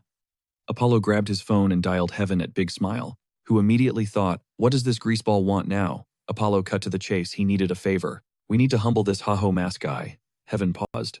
You mean that rookie trending on the forums? Apollo confirmed. Yeah, but he dared to touch my guys. Made me look like a clown. Heaven sighed internally. Why am I listening to this loser? He's always getting played. He told Apollo. Look, afraid I can't help. Big Smile is locked in a guild war right now. Apollo's voice dropped. Then you leave me no choice. As of today, I'm pulling the plug on your funding. Wait, wasn't my cash the only reason you broke into the top 30 guilds? If you can't handle one tiny hit job, the sponsorship is dead. Heaven froze, suddenly changing his tune. You know, now that I think about it, Haho Mask is annoying. Consider him schooled. He hung up, promised to call back, and then raged. Damn it, damn it, damn it. Losing the money was not an option, but attacking Haho Mask, that's a PR nightmare. Why is everyone testing him today? Suddenly, that spy from earlier walked in. Choi Sulion. She asked cold-bloodedly, should I just delete Haho Mask for you? Heaven's eyes lit up. Use Choi Sulion. She's an affiliate, not an official member. Plausible deniability. Perfect. He asked if she was up for the task. Choi Sulian didn't blink. Leave it to me. I owe you my life. To repay that debt, I will absolutely bury Haho Mask. Just then, the system announcement boomed. All participants proceed to the gates immediately. As the crowd gathered a knight with a massive axe, Captain Bagel of Turby stepped up. Gates opening soon. Lock and load. Hyrkan analyzed him. That's a heavyweight NPC right there. Bagel briefed them. Beyond these walls is a lawless hellscape. Monsters running wild. Gates stay shut for 144 hours. You get paid per kill. Survive the lockdown, get rich. Also, you've all got a special quest. Pings went off everywhere. Mission Blue Giant. Slay the beast, unlock a unique skill. The crowd gasped. Hyrkan's brain short-circuited. Unique rank. That's basically endgame content. He'd only seen a skill book like that a handful of times in his past life. Giving it away now, is this a glitch? He scanned the crowd. The greed was palpable. Everyone realized. To get the loot they had to eliminate the competition. And the biggest threat, Haho Mask. Hyrkan felt the shift. They weren't whispering about the blue giant anymore. They were looking at him. The second the gates cracked open, he took off like a rocket, leaving them eating his dust. The mob wanted to chase, but Choi Sulian stepped in, voice calm. Why don't we form a raid party? So one knight decided to play hero, calling her a total noob. Why are we taking orders from you, huh? Big mistake. As he pointed a finger. She literally crushed his avatar like an empty soda can with one hand. Uriung scanned the room. Anyone else have a problem with my leadership? Silence. Perfect. Truth is, she couldn't care less about the skill book. She just wants Haho Mask's head on a platter. So she offered a little incentive. You do exactly what I say, and the most obedient puppy gets the book. Meanwhile, Hyrkan was lurking in the shadows, watching the mob swarm. Wow, they really formed an entire raid party just to delete him. Talk about a fan club. This was going to be a massive headache. He was already swamped grinding monsters, and now he had to deal with these clowns. It left him with zero options. Time for the nuclear play. While he schemed, Uriung was mentally patting herself on the back, thinking she hit the jackpot with this meat shield army. There's no way Haho Mask survives a Zerg rush like this. She was already fantasizing about the aftermath. Would this finally get her promoted to an official Big Smile exec? Would she finally get her own squad of minions to command? Oh god, that would be the dream. She loved having guys cater to her every whim. Honestly, she wanted to turn them into living furniture, coat racks, chairs, footstools. She was so lost in her twisted fantasy. She completely missed the ground shaking. A massive horde was incoming. Chill out, it's just a few mobs, she scoffed. But then, a knight panicked. Something's wrong. That's not a normal spawn rate. Uriung squinted, and realized he was right. Then she saw him Haho Mask riding a golem like a king, shouting down at them. You guys made a whole party just to beat me. You are so screwed. He started banging a bell, pulling max aggro from every creature in the zone. He wasn't just fighting. His skeletons formed a chaotic marching band, leading the monster train right into the enemy lines. It was absolute chaos. And oh boy, was it working. The poor warriors were getting slaughtered, screaming for Uriung to help. They couldn't even touch Haho Mask. Too much distance, too many monsters. Uriung gritted her teeth. Her perfect plan, trash. They tried to ambush him, but he pulled an Uno reverse card and ambushed the whole squad solo. Just hold the line. The aggro will drop soon, she barked. She wasn't waiting around. She decided to handle Haho Mask herself. She launched forward, parkouring off monster heads like stepping stones, closing the gap on Hyrkan, who was just vibing on his golem until he had to dodge her strike. I'm challenging you. To a duel, she screamed. Hyrkan laughed. You serious? You're the boss of this gank squad, right? He paused. Wait, do we know each other? I'm drawing a total blank on your face. It was weird for a total stranger to be this thirsty for his blood. Uriung quickly checked herself. She couldn't leak her ties to Heavy Beam. I'm just another player who wants that unique skill book, she lied. Is that so? Hyrkan smirked. I smell cap. Clang. His sword sparked against her dagger. Your body language screams that you don't give a damn. About the loot, she didn't reply, just unleashed a flurry of dagger strikes at insane speed. Okay, she's actually got hands, Hyrkan thought. He weaved through and tagged her with a bone bomb. Boom. She walked out without a scratch. Impressive. Who exactly are you working for? He pressed. Why don't you guess? Or are you just curious? She sneered. Suddenly, she triggered her Lodion transformation. Hyrkan's eyes narrowed. Okay, she's not playing around. He thought. If I zero her HP here, I'll never find out who sent her. But she's not some scrub I can toy with. Time to lock in. Uriung smiled. Witness my true power. Meanwhile, on the sidelines, Hyrkan's skeletons were literally munching on popcorn, enjoying the show. Uriung paused. What are those? My skeletons, obviously. Hyrkan shrugged. Aren't they jumping in? She asked. Why? We're in a 1v1 duel, he replied. Why ruin the vibe with summons? Uriung was stunned. She thought this guy was just a troll based on his antics earlier. But underneath that mask, he had a warrior's code. That honor, she decided, would be why he dies today. She launched a high-speed assault, but he blocked it. You leveled up, Hyrkan admitted. Then, swish, she accelerated, slashing right across his cheek. First blood. Hyrkan froze in shock. I'm not done with you yet, she screamed, pressing the attack. Dagger hilts protrude from his frame, turning him into a bloody pincushion. Twisted enough, Yurong actually coos at the sight, claiming the gore makes him look adorable. He collapses, landing in the perfect position to serve as her personal footrest. Such a shame he has to get deleted in the name of Hebron. But the moment she lunges for the kill, WHAM, one of his skeletons blindsides her with a haymaker. Hyrkan tilts his head, feigning ignorance. Did she just say heavy metal? Guess not. So the Big Smile Guild sent their regards, thwack. A sword hilt to the temple sends her to dreamland. Next scene, she's waking up hog-tied to a wooden post. Time for the interrogation. Why is Big Smile hunting him down? Yurong blinks, playing the confused card. Excuse me, like she's gonna spill the tea voluntarily. Waste of time. But then Hyrkan drops the bomb. Your name's Choi Yurong, right? Yurong, Hebron's lackey, Big Smile affiliate. She tries to deny it, but come on, girl's got absolutely zero poker face. How did you know? Panic sets in. For Hyrkan, it's basic math. Before he turned back the clock, she was literally one of the most notorious underlings of Hebron. But seriously, why the manhunt? He hasn't even started trolling anyone yet. He's been low-key. Or so he thinks. Yurong snaps, just end her now. She refuses to be humiliated like this. Hyrkan grins. Kill her, absolutely not. It'd be a total waste to delete a player with her stats here. He checks his wrist. Oh, perfect timing. The blue giant just spawned. He turns to leave, dropping one last warning. Try another cheap trick, and you're dead. Yurong's brain short circuits. First, he seemed like a moron. Then, he went full scary mode, back to acting dumb. And now, he sounds kinda hot. Is this guy bipolar or just complex? How dare he? How dare he flirt with her like that? And just like that, logic leaves the chat. She is totally crushing on him. She slides into Hebron's DMs, failed to eliminate Haho Mask. Hebron replies coolly, saying it's no big deal. Go get some rest. Click. The second the call ends, Hebron explodes. Are you kidding me? He actually trusted her to handle this. Deep breaths. Stay positive. At least Apollo doesn't know yet. Ring ring. Speak of the devil, Apollo's calling. Hey, just checking, did you squash that bug, Haho Mask? If word gets out that a solo player clowned one of the 30 great guilds, the Big Smile, it's a PR nightmare. Can Hebron really let that slide? Hebron screams internally, this is a disaster. Curse you, Haho Mask. Meanwhile, miles away, Hyrkan rubs his ear. Why are his ears burning? Someone must be trash-talking him. Anyway, now that he's squeezed the info out of Assassin Girl, he beelines straight for the blue giant. And let me tell you, he is not in a good mood. Fast forward quite a bit. Hyrkan is battered, bruised, and absolutely exhausted. But the deed is done. He finally put down the level 85 blue giant. Though Hyrkan's fuming, why did that thing have the HP bar of a level 100 monster? He wasn't prepping for a 30-minute grind fest. Honestly, he should probably send a thank you card to Yurong. Those morons wiped themselves out, trying to set a trap for him, making his job easier. And thinking back on her intel, it's confirmed Big Smile has a target on his back. He just can't figure out the why in this timeline. In his past life before the reset, the Haho Mask Guild blew up in popularity, which put a massive target on their backs. The 30 great guilds actually teamed up just to crush them.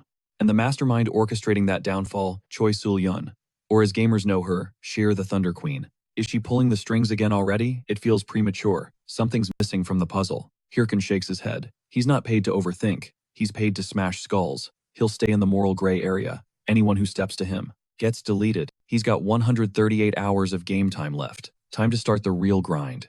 Flash forward 138 hours. Players are limp walking out of the dungeon totally broken. Note to self, never mess with the Haho Mask. Pure nightmare fuel. Just then, the man himself strolls past the bickering group. He's swimming in loot and feeling generous. Chill out, comrades. Why the long faces? Let me guess, someone scammed you. And you came back broke, right? The players fume, but Hyrkan just smirks internally. That's called karma, losers. From the shadows, Yurong watches him leave. She makes a vow next time she's not capturing him for the guild. She's making him her personal property. Meanwhile, the NPC Bagel is making an announcement. The MVP of this mission is none other than the Necromancer Hyrkan. He summons Hyrkan to his office. Your performance was insane, Bagel admits. You took out the bulk of the Horde and the Blue Giant solo. But Bagel's face darkens. Weird anomalies are popping up lately. Monsters with blue skin and strange frost energy just like that giant. He suspects they're pouring down from that distant frozen mountain. Hyrkan is barely listening, zoning out. He's thinking, yeah, the Frozen Kingdom map is up there. Tell me something I don't know. But then Bagel drops the magic word, reward. Hyrkan snaps to attention. Bagel chuckles, calling him unpredictable. But before the loot, Bagel says you need to see this letter from your... The master drops the new directive head straight for the Urgol Mountains. The quest is titled, The Beginning of the Secret Organization. Step 1. Locate a blacksmith named Lobo, deep in the Urgol Peaks to unlock the next objective. Hyrkan realizes why he had to power level first. That zone is crawling with absolute nightmare fuel. If he had gone in underleveled, he would have been instant monster chow. Before he departs, Bagel steps up to honor his end of the bargain. Time for the loot. He hands over a unique skill book. Bagel warns him to handle it with care. This is a one-of-a-kind drop. But Hyrkan is already practically making out with the cover. He rips that thing open immediately. He's hyping himself up for some god-tier combat spell. But after the roulette spins, the system asks if he wants to learn. Clay play. He freezes. Say what now? Meanwhile, over in the forest, Syl is having a complete meltdown. She's so triggered, she unleashes a strike that literally clear-cuts half the forest instantly. She starts screaming about the rats who swooped in and kill-stole her main quest boss, the one her guild had been camping for ages. She demands names. Rate reports that the thieves aren't from the big 30 guilds. In fact, they ghosted the scene unidentified, and their levels didn't even look that impressive. Syl orders a manhunt. Anyone looking like the suspects goes on a wanted poster. She locks down the zone. Nobody goes near that boss spawn point until it regenerates. She is absolutely seething at the audacity of these kill stealers. She vows to delete them from the server personally. Cut to the culprits. The knight complains that snatching a target from the NE9 Thunder Hunters was insane. He barely made it out alive. Misha insists they had zero options. The Thunder Hunters were moving faster than predicted. The knight asks if the next target is a Hydra. Seriously, they can't just murder the whole server. Misha tells him to chill. If they get doxed, it's game over. Single from the Hands Guild backs her up. Their mission is maintaining the game's balance and purging the darkness. That is the Hands Guild's manifesto. We get the roll call, Richard, the Lancer Knight. Michael, the informant. We already know Ivy with the creepy monster head, and finally Momo. Someone asks, what about that Haho Mask guy? Because Singlet dropped the ball, that guy is speedrunning the main quest line way too fast. Singlet replies that their priority is stopping the top 30 guilds. He'll deal with the mask kid later. Misha cuts the chatter. Time to move. The squad rolls out for the next mission. Later, Hyrkan is analyzing his weird new skill, Clay Play, or Clay Creation Proficiency F. He can morph clay into monsters using drop items from other beasts. The more he spams the skill, the more OP his creations become. It consumes the materials on use. Hyrkan realizes the potential. He can upgrade his golem into something else, meaning he could craft a flying golem or a massive siege unit for combat. Okay, that is actually sick. He decides to test run it on his golem using a blue giant's tooth. There's a blinding flash of energy, and boom, it transforms into a tiny bobblehead golem with a massive skull. It looks ridiculous. The system notifies him that since his rank is trash, the effect is nerfed by 50%. Hyrkan screams, I hate this game. Later, arriving at Urgol Village, he's feeling salty, but he admits it's his fault for having high hopes. Like the devs would ever give him an easy win, right? It's always hard mode for him. He decides to grind the skill rank. Slowly, but for now it's back to the main quest. He needs to find Lobo, and he knows exactly who this guy is. A member of the Secret Order, and the most legendary NPC blacksmith in the game. Tons of epic gear with broken stats. Came from his anvil. Usually you can't meet him outside specific story quests, so Hyrkan has never seen him in the flesh. He's hoping to score some god-tier weapons, but when he finds the smithy, it's pitch black, filthy and empty. Suddenly whack, he gets blindsided by Lobo himself. Hyrkan goes flying, his HP bar tanking. He's panicking, who attacks a player in a safe NPC zone. Lobo stares him down. Is that all you got? Newbies these days are soft. Back in his day, they were built different. Hyrkan yells, asking why the hell he just got assaulted. Lobo claims it's an initiation test for the Order. Hyrkan wonders, since when is a sucker punch a test? Suddenly, a title pops up. First to talk to Lobo. Boom, class-related stats boosted by 25. And because he was the first to not die immediately, he gets a passive 25% HP boost. Hyrkan realizes he just farmed 2 titles instantly. Absolutely beautiful. Lobo asks if he's still sore about the hit. Says kids today have zero patience. Hyrkan flips a switch instantly. Nope, I love you, Lobo. You can do whatever you want. Need your boots shine, sir. If you pull this off, you can lick my boots. The wolf wasn't having it though. Get lost, creep wham. He chucks a heavy sack right at his face. The Orders haul this package to Byron Forest and never show his face again. Totally weird vibes. But Hyrkan, he doesn't mind the disrespect, especially since he knows this wolf is a walking title dispenser. A little humiliation for a lot of power, worth it. Ding, new quest acquired. The wolf's request. Mission objective, deliver this mysterious sack to the elusive residents of Byron Forest. Hyrkan knows exactly who's hiding in those woods. Elves. But there is a massive catch. These guys aren't exactly welcoming committees. They despise humans and stay ghosted deep in the foliage. And it gets harder, because they're nomads always moving. In his past life, players mapped their rotations, but right now, those maps don't exist yet. 0 options left. Time for a bold move. He marches straight into the bustling town square of Urgel and starts hollering like a town crier. Yo, buying intel. Who knows about the forest? I've got cash for clues. He's dropping up to 100,000 gold. 100 grand. People recognize him immediately. It's the Ha-Ho mask.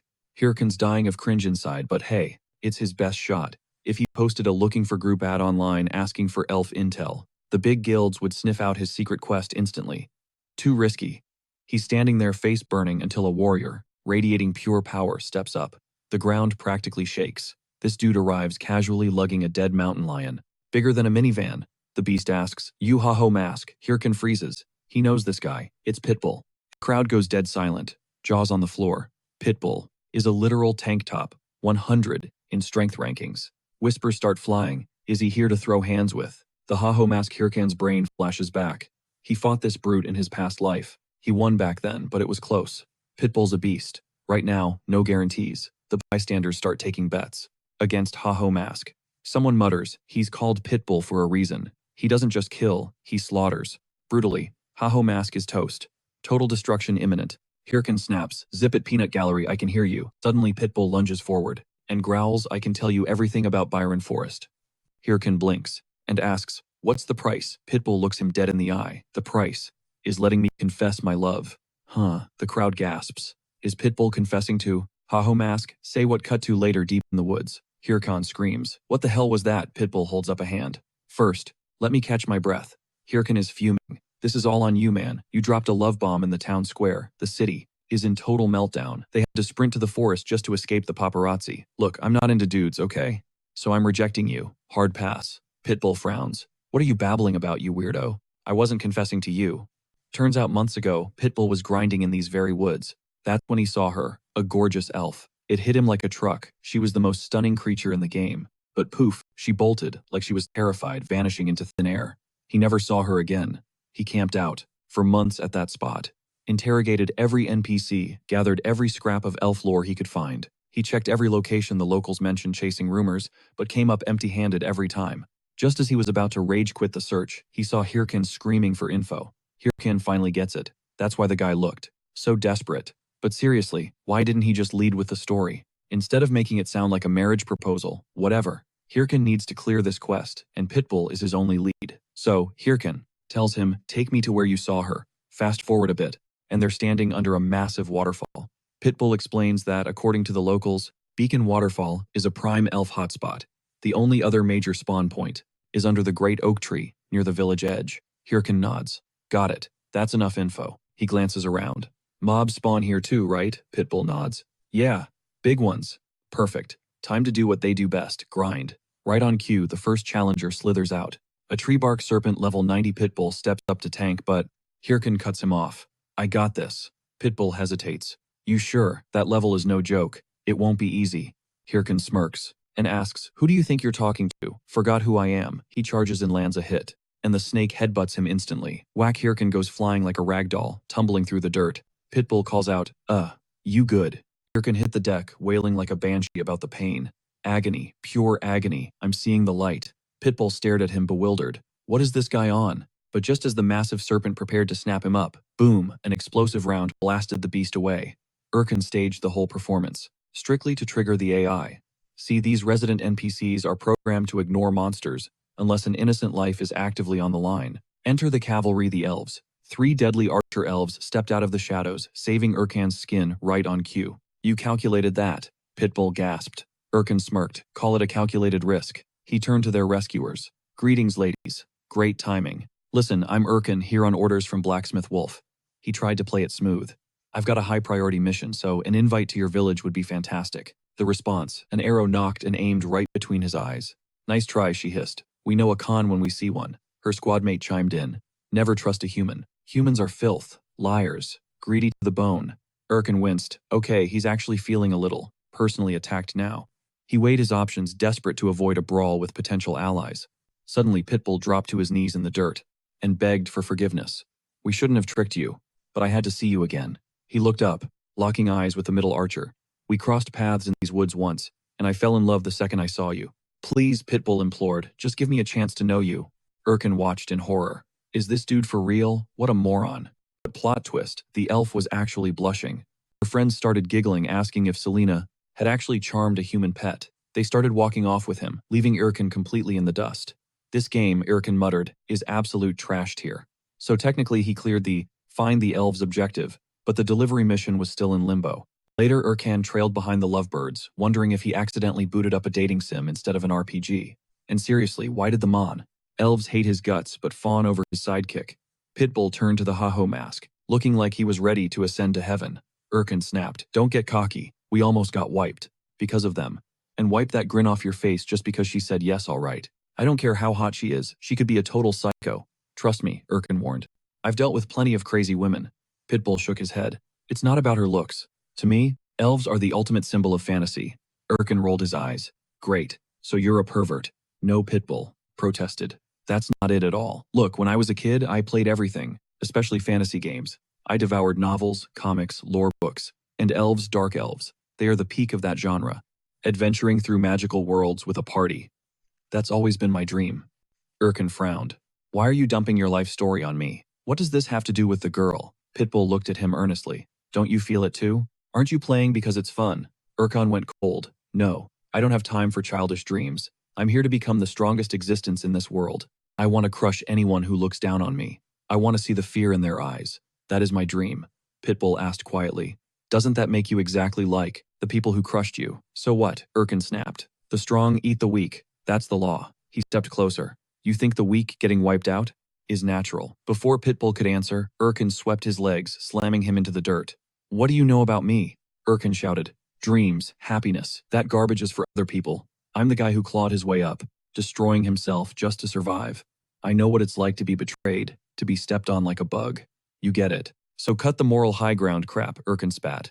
He ripped off his mask, revealing his true face to Pitbull for the first time. Hey, break it up back there, the elves hollered. They had arrived at Barren Village. Selena pointed up. Behold, the ancient tree. Hyrkan put his mask back on. You take point, I'll follow. Selena whispered to Pitbull. Did you guys have a fight? Pitbull stayed silent, eyes on the ground. Later, Hyrkan headed off to meet the elder, flashing his credentials from the Wolf Lord. He took a breath. He lost his temper earlier, but he needed to lock it down now. Focus on the main quest. Elder Draw, leader of the elves, stepped forward. Business from the secret order, I presume. That's right. Hyrkan immediately handed over the sealed bag to close out the quest. But when Draw pulled the item out, Hyrkan's eyes widened. It was a tiara, an epic-grade artifact, the tiara of purification capable of wiping all debuffs. Hyrkan's mind raced. That's why he wouldn't let me open the bag. He started strategizing. Okay, so the next chain is purifying the corrupted elves, hunting down the villain and unlocking the second main storyline, and the reward has to be that tiara. But then Draw waved his hand. You may leave now. Hyrkan froze. Excuse me, I'm just the delivery guy. You don't have another quest for me. Access denied. Apparently he's too weak for this gig. Hyrkan realized he hit a level cap. Damn it. It's the same flashback to the last time he had to scrub a mission. Frustrating. But the vibe is different this time. He looked the NPC in the eye and swore he'd return after a serious training montage. Back to the forest. Grind mode on. He slaughtered mobs because he knew the competition, especially the Thunder Hunters, was speedrunning. The main scenario. Clock's ticking. Things just got messy. But he's hitting level 100 or dying trying. Mid-combat, blinded by rage. Pitbull's trash talk replayed in his head. Was Hyrkan becoming the same type of bully that crushed him back in the day? That thought added fuel to the fire. He went berserk. He pushed so hard that his stamina hit zero. He literally dropped his sword, leaving himself wide open to the creatures. Meanwhile, Pitbull was chilling. With Celine spilling the tea on the whole Hyrkan drama, he admitted he might have run his mouth a bit too much. Celine rolled her eyes. So, go apologize. It's not that deep, bro. You guys aren't exactly besties yet. Back in the danger zone, a vulnerable Hyrkan was about to be monster chow. When Boom Pitbull tanked the hit, I'm here to say sorry, man. Hyrkan wasn't having it. What's his deal? Shows up out of nowhere, thinking we can just chat. He instantly ordered his skeleton warriors to jump Pitbull. But the second Pitbull apologized, Hyrkan froze the army. Blades hovered inches from the poor guy's throat. Pitbull admitted he stuck his nose where it didn't belong. My bad, seriously. Hyrkan scoffed. You really sorry? Then help me grind. Pitbull grinned. Does that mean I'm forgiven? Hyrkan snapped. One more word, and I kick your ass. Don't make me regret this. Pitbull actually cracked a smile. Did that apology cost you extra? Pitbull teased. But before they could bicker, a fresh wave of monsters aggroed. They crushed them, farming XP like machines. Finally, Hyrkan dropped the bomb. Level 100 achieved. Your training regimen is straight up psychotic, Pitbull admitted.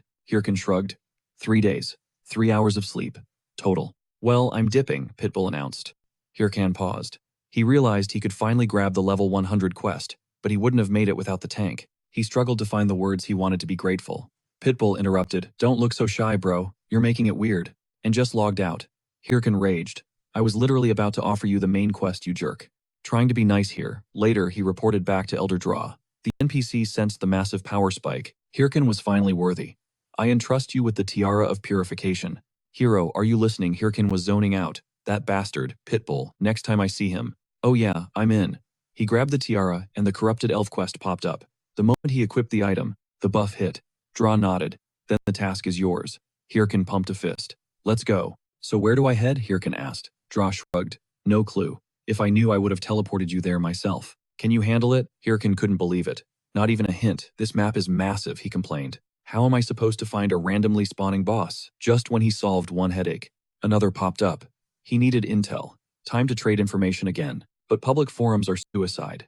If he leaks that he's on the main scenario, players will swarm him like Walking Dead zombies. But he had a strategy. It wasn't confirmed. But fact, the corrupted elf uses high-tier magic to build monster armies.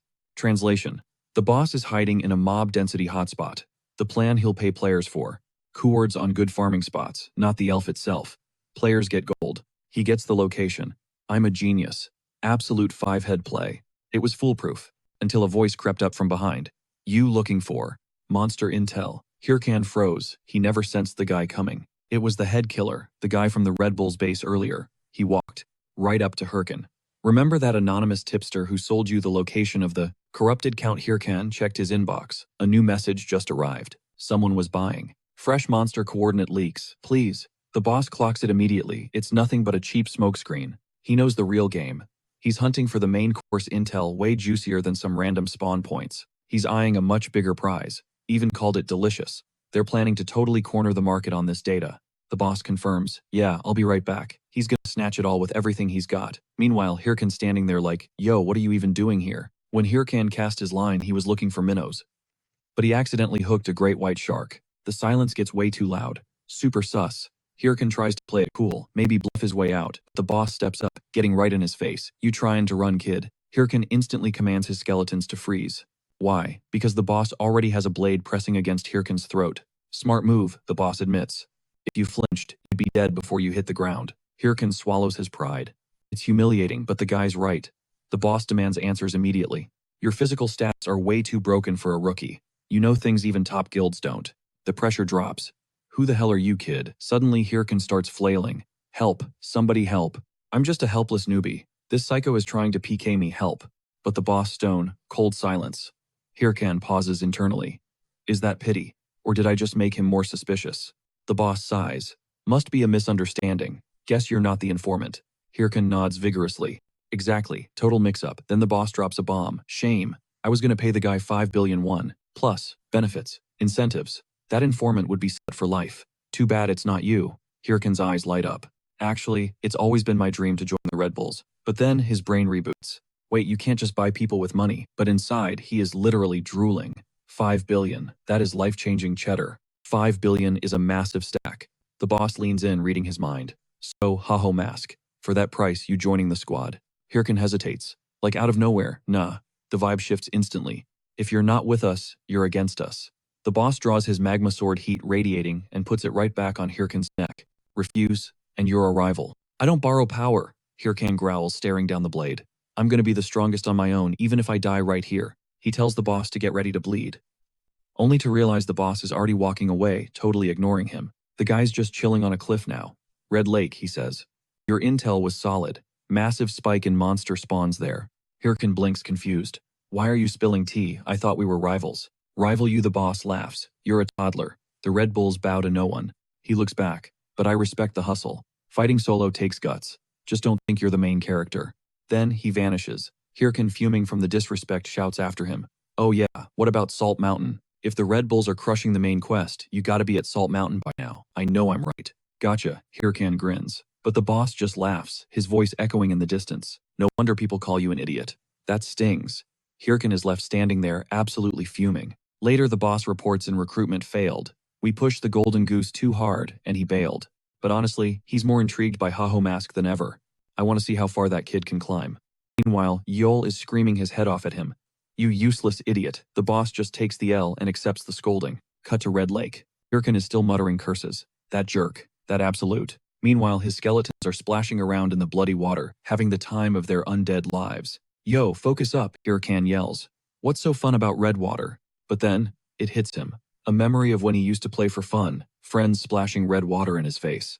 He hated it then too. Always got salty. Wait, this place feels familiar. He shakes it off. Quit screwing around formation now. Suddenly, a squad of players rolls up. Hyrkan's paranoia spikes ambush. He shoves his skeletons to the front line, ready to brawl. But instead of attacking, the whole group bows down. Haho Mask, please save us. Hyrkan snapped at his boneheaded minions to quit the clown behavior and lock in. Formation now. But the vibe shifted instantly when a random squad of players rolled up on the scene. Smelling a trap, Hyrkan went full paranoia mode. He shoved his skeleton crew to the front line, bracing himself for a nasty ambush. But just as he was about to unleash hell, the script flipped. The strangers dropped to their knees, bowing before the Haho Mask in total desperation. Please, we need a carry. Fast forward a bit, and Hyrkan is trying to process this mess like, whoa, pump the brakes. You're telling me there's a corrupted gray cockatrice lurking around here, that massive freak of nature. So you guys totally failed to scratch it and now you come crawling to me. They claim to be the 2nd division of the Golden Brothers Guild, you know, big shots, top 30 ranking the whole 9 yards. But let's be real, they're the B team, the rejects. Hyrkan wasn't having the sob story cutting them off with, too long, didn't read. Give me the 3-sentence version. So they spilled it. If we don't take this monster down, we get kicked out of the guild. Please save us. Hyrkan's response, cold as ice, hard pass, end of discussion. They started begging practically on their knees. Please, we'll pay you, we've got cash. They threw out a figure 20,000 gold. Hyrkan didn't even blink. Nope. Desperate, they sweetened the pot, promising him all the loot drops if he just lets them claim the kill credit. Hyrkan paused, remembering he still had to deal with that pesky elf later. He figured why not? Alright, deal. 20,000 gold plus all items and I wipe the floor with this thing. We good. They were ecstatic, bowing like crazy. Thank you, sir. Thank you, Hyrkan. Cut the celebration short. Wire the cash now. Up front. They paid up, looking relieved. But something smelled fishy. Flashback time. See, this wasn't just some random squad. They were actually a slave platoon for the Apollo Guild, stuck rotting in caves mining crystals until they got a 1 in a million shot. From Apollo himself, the mission, take out the Haho Mask. Basically a suicide run. But Apollo dangled a carrot top-tier gear. He didn't care if they jumped him or led him into a trap, just get it done. Failure wasn't an option. If they missed, it was back to the caves and the whips forever. That's why they were sweating bullets, waiting to stab Haho Mask in the back when he wasn't looking. But right then, the main event crashed the party. The corrupted cockatrice level 120 stomped into view. Hyrkan just sighed. Man, this thing is loud. The bald guy in the back whispered, on my signal, we strike. But Hyrkan wasn't born yesterday. He knew exactly what they were plotting. He shouted, I'll strip its armor. You guys just get some hits in, okay? Then he triggered muscle modification, turning his body aerodynamic before launching himself like a literal human missile. The traitors yelled out, watch out, it's a ranged attacker. The beast unleashed a barrage of razor-sharp feathers, but Hyrkan weaved through them like it was nothing. He smirked. Is it just me, or is this thing moving in slow motion? Bam! He landed a solid strike, cracking the armor right on its neck, followed by a lightning-fast combo, all over the beast's shell. Too slow, Hyrkan taunted. In a split second, his blade danced, completely shredding the protective shell encasing. The gray cockatrice. The squad watched in horror, gasping. He stripped that armor like it was paper. Hyrkan grinned. Now, for the finale.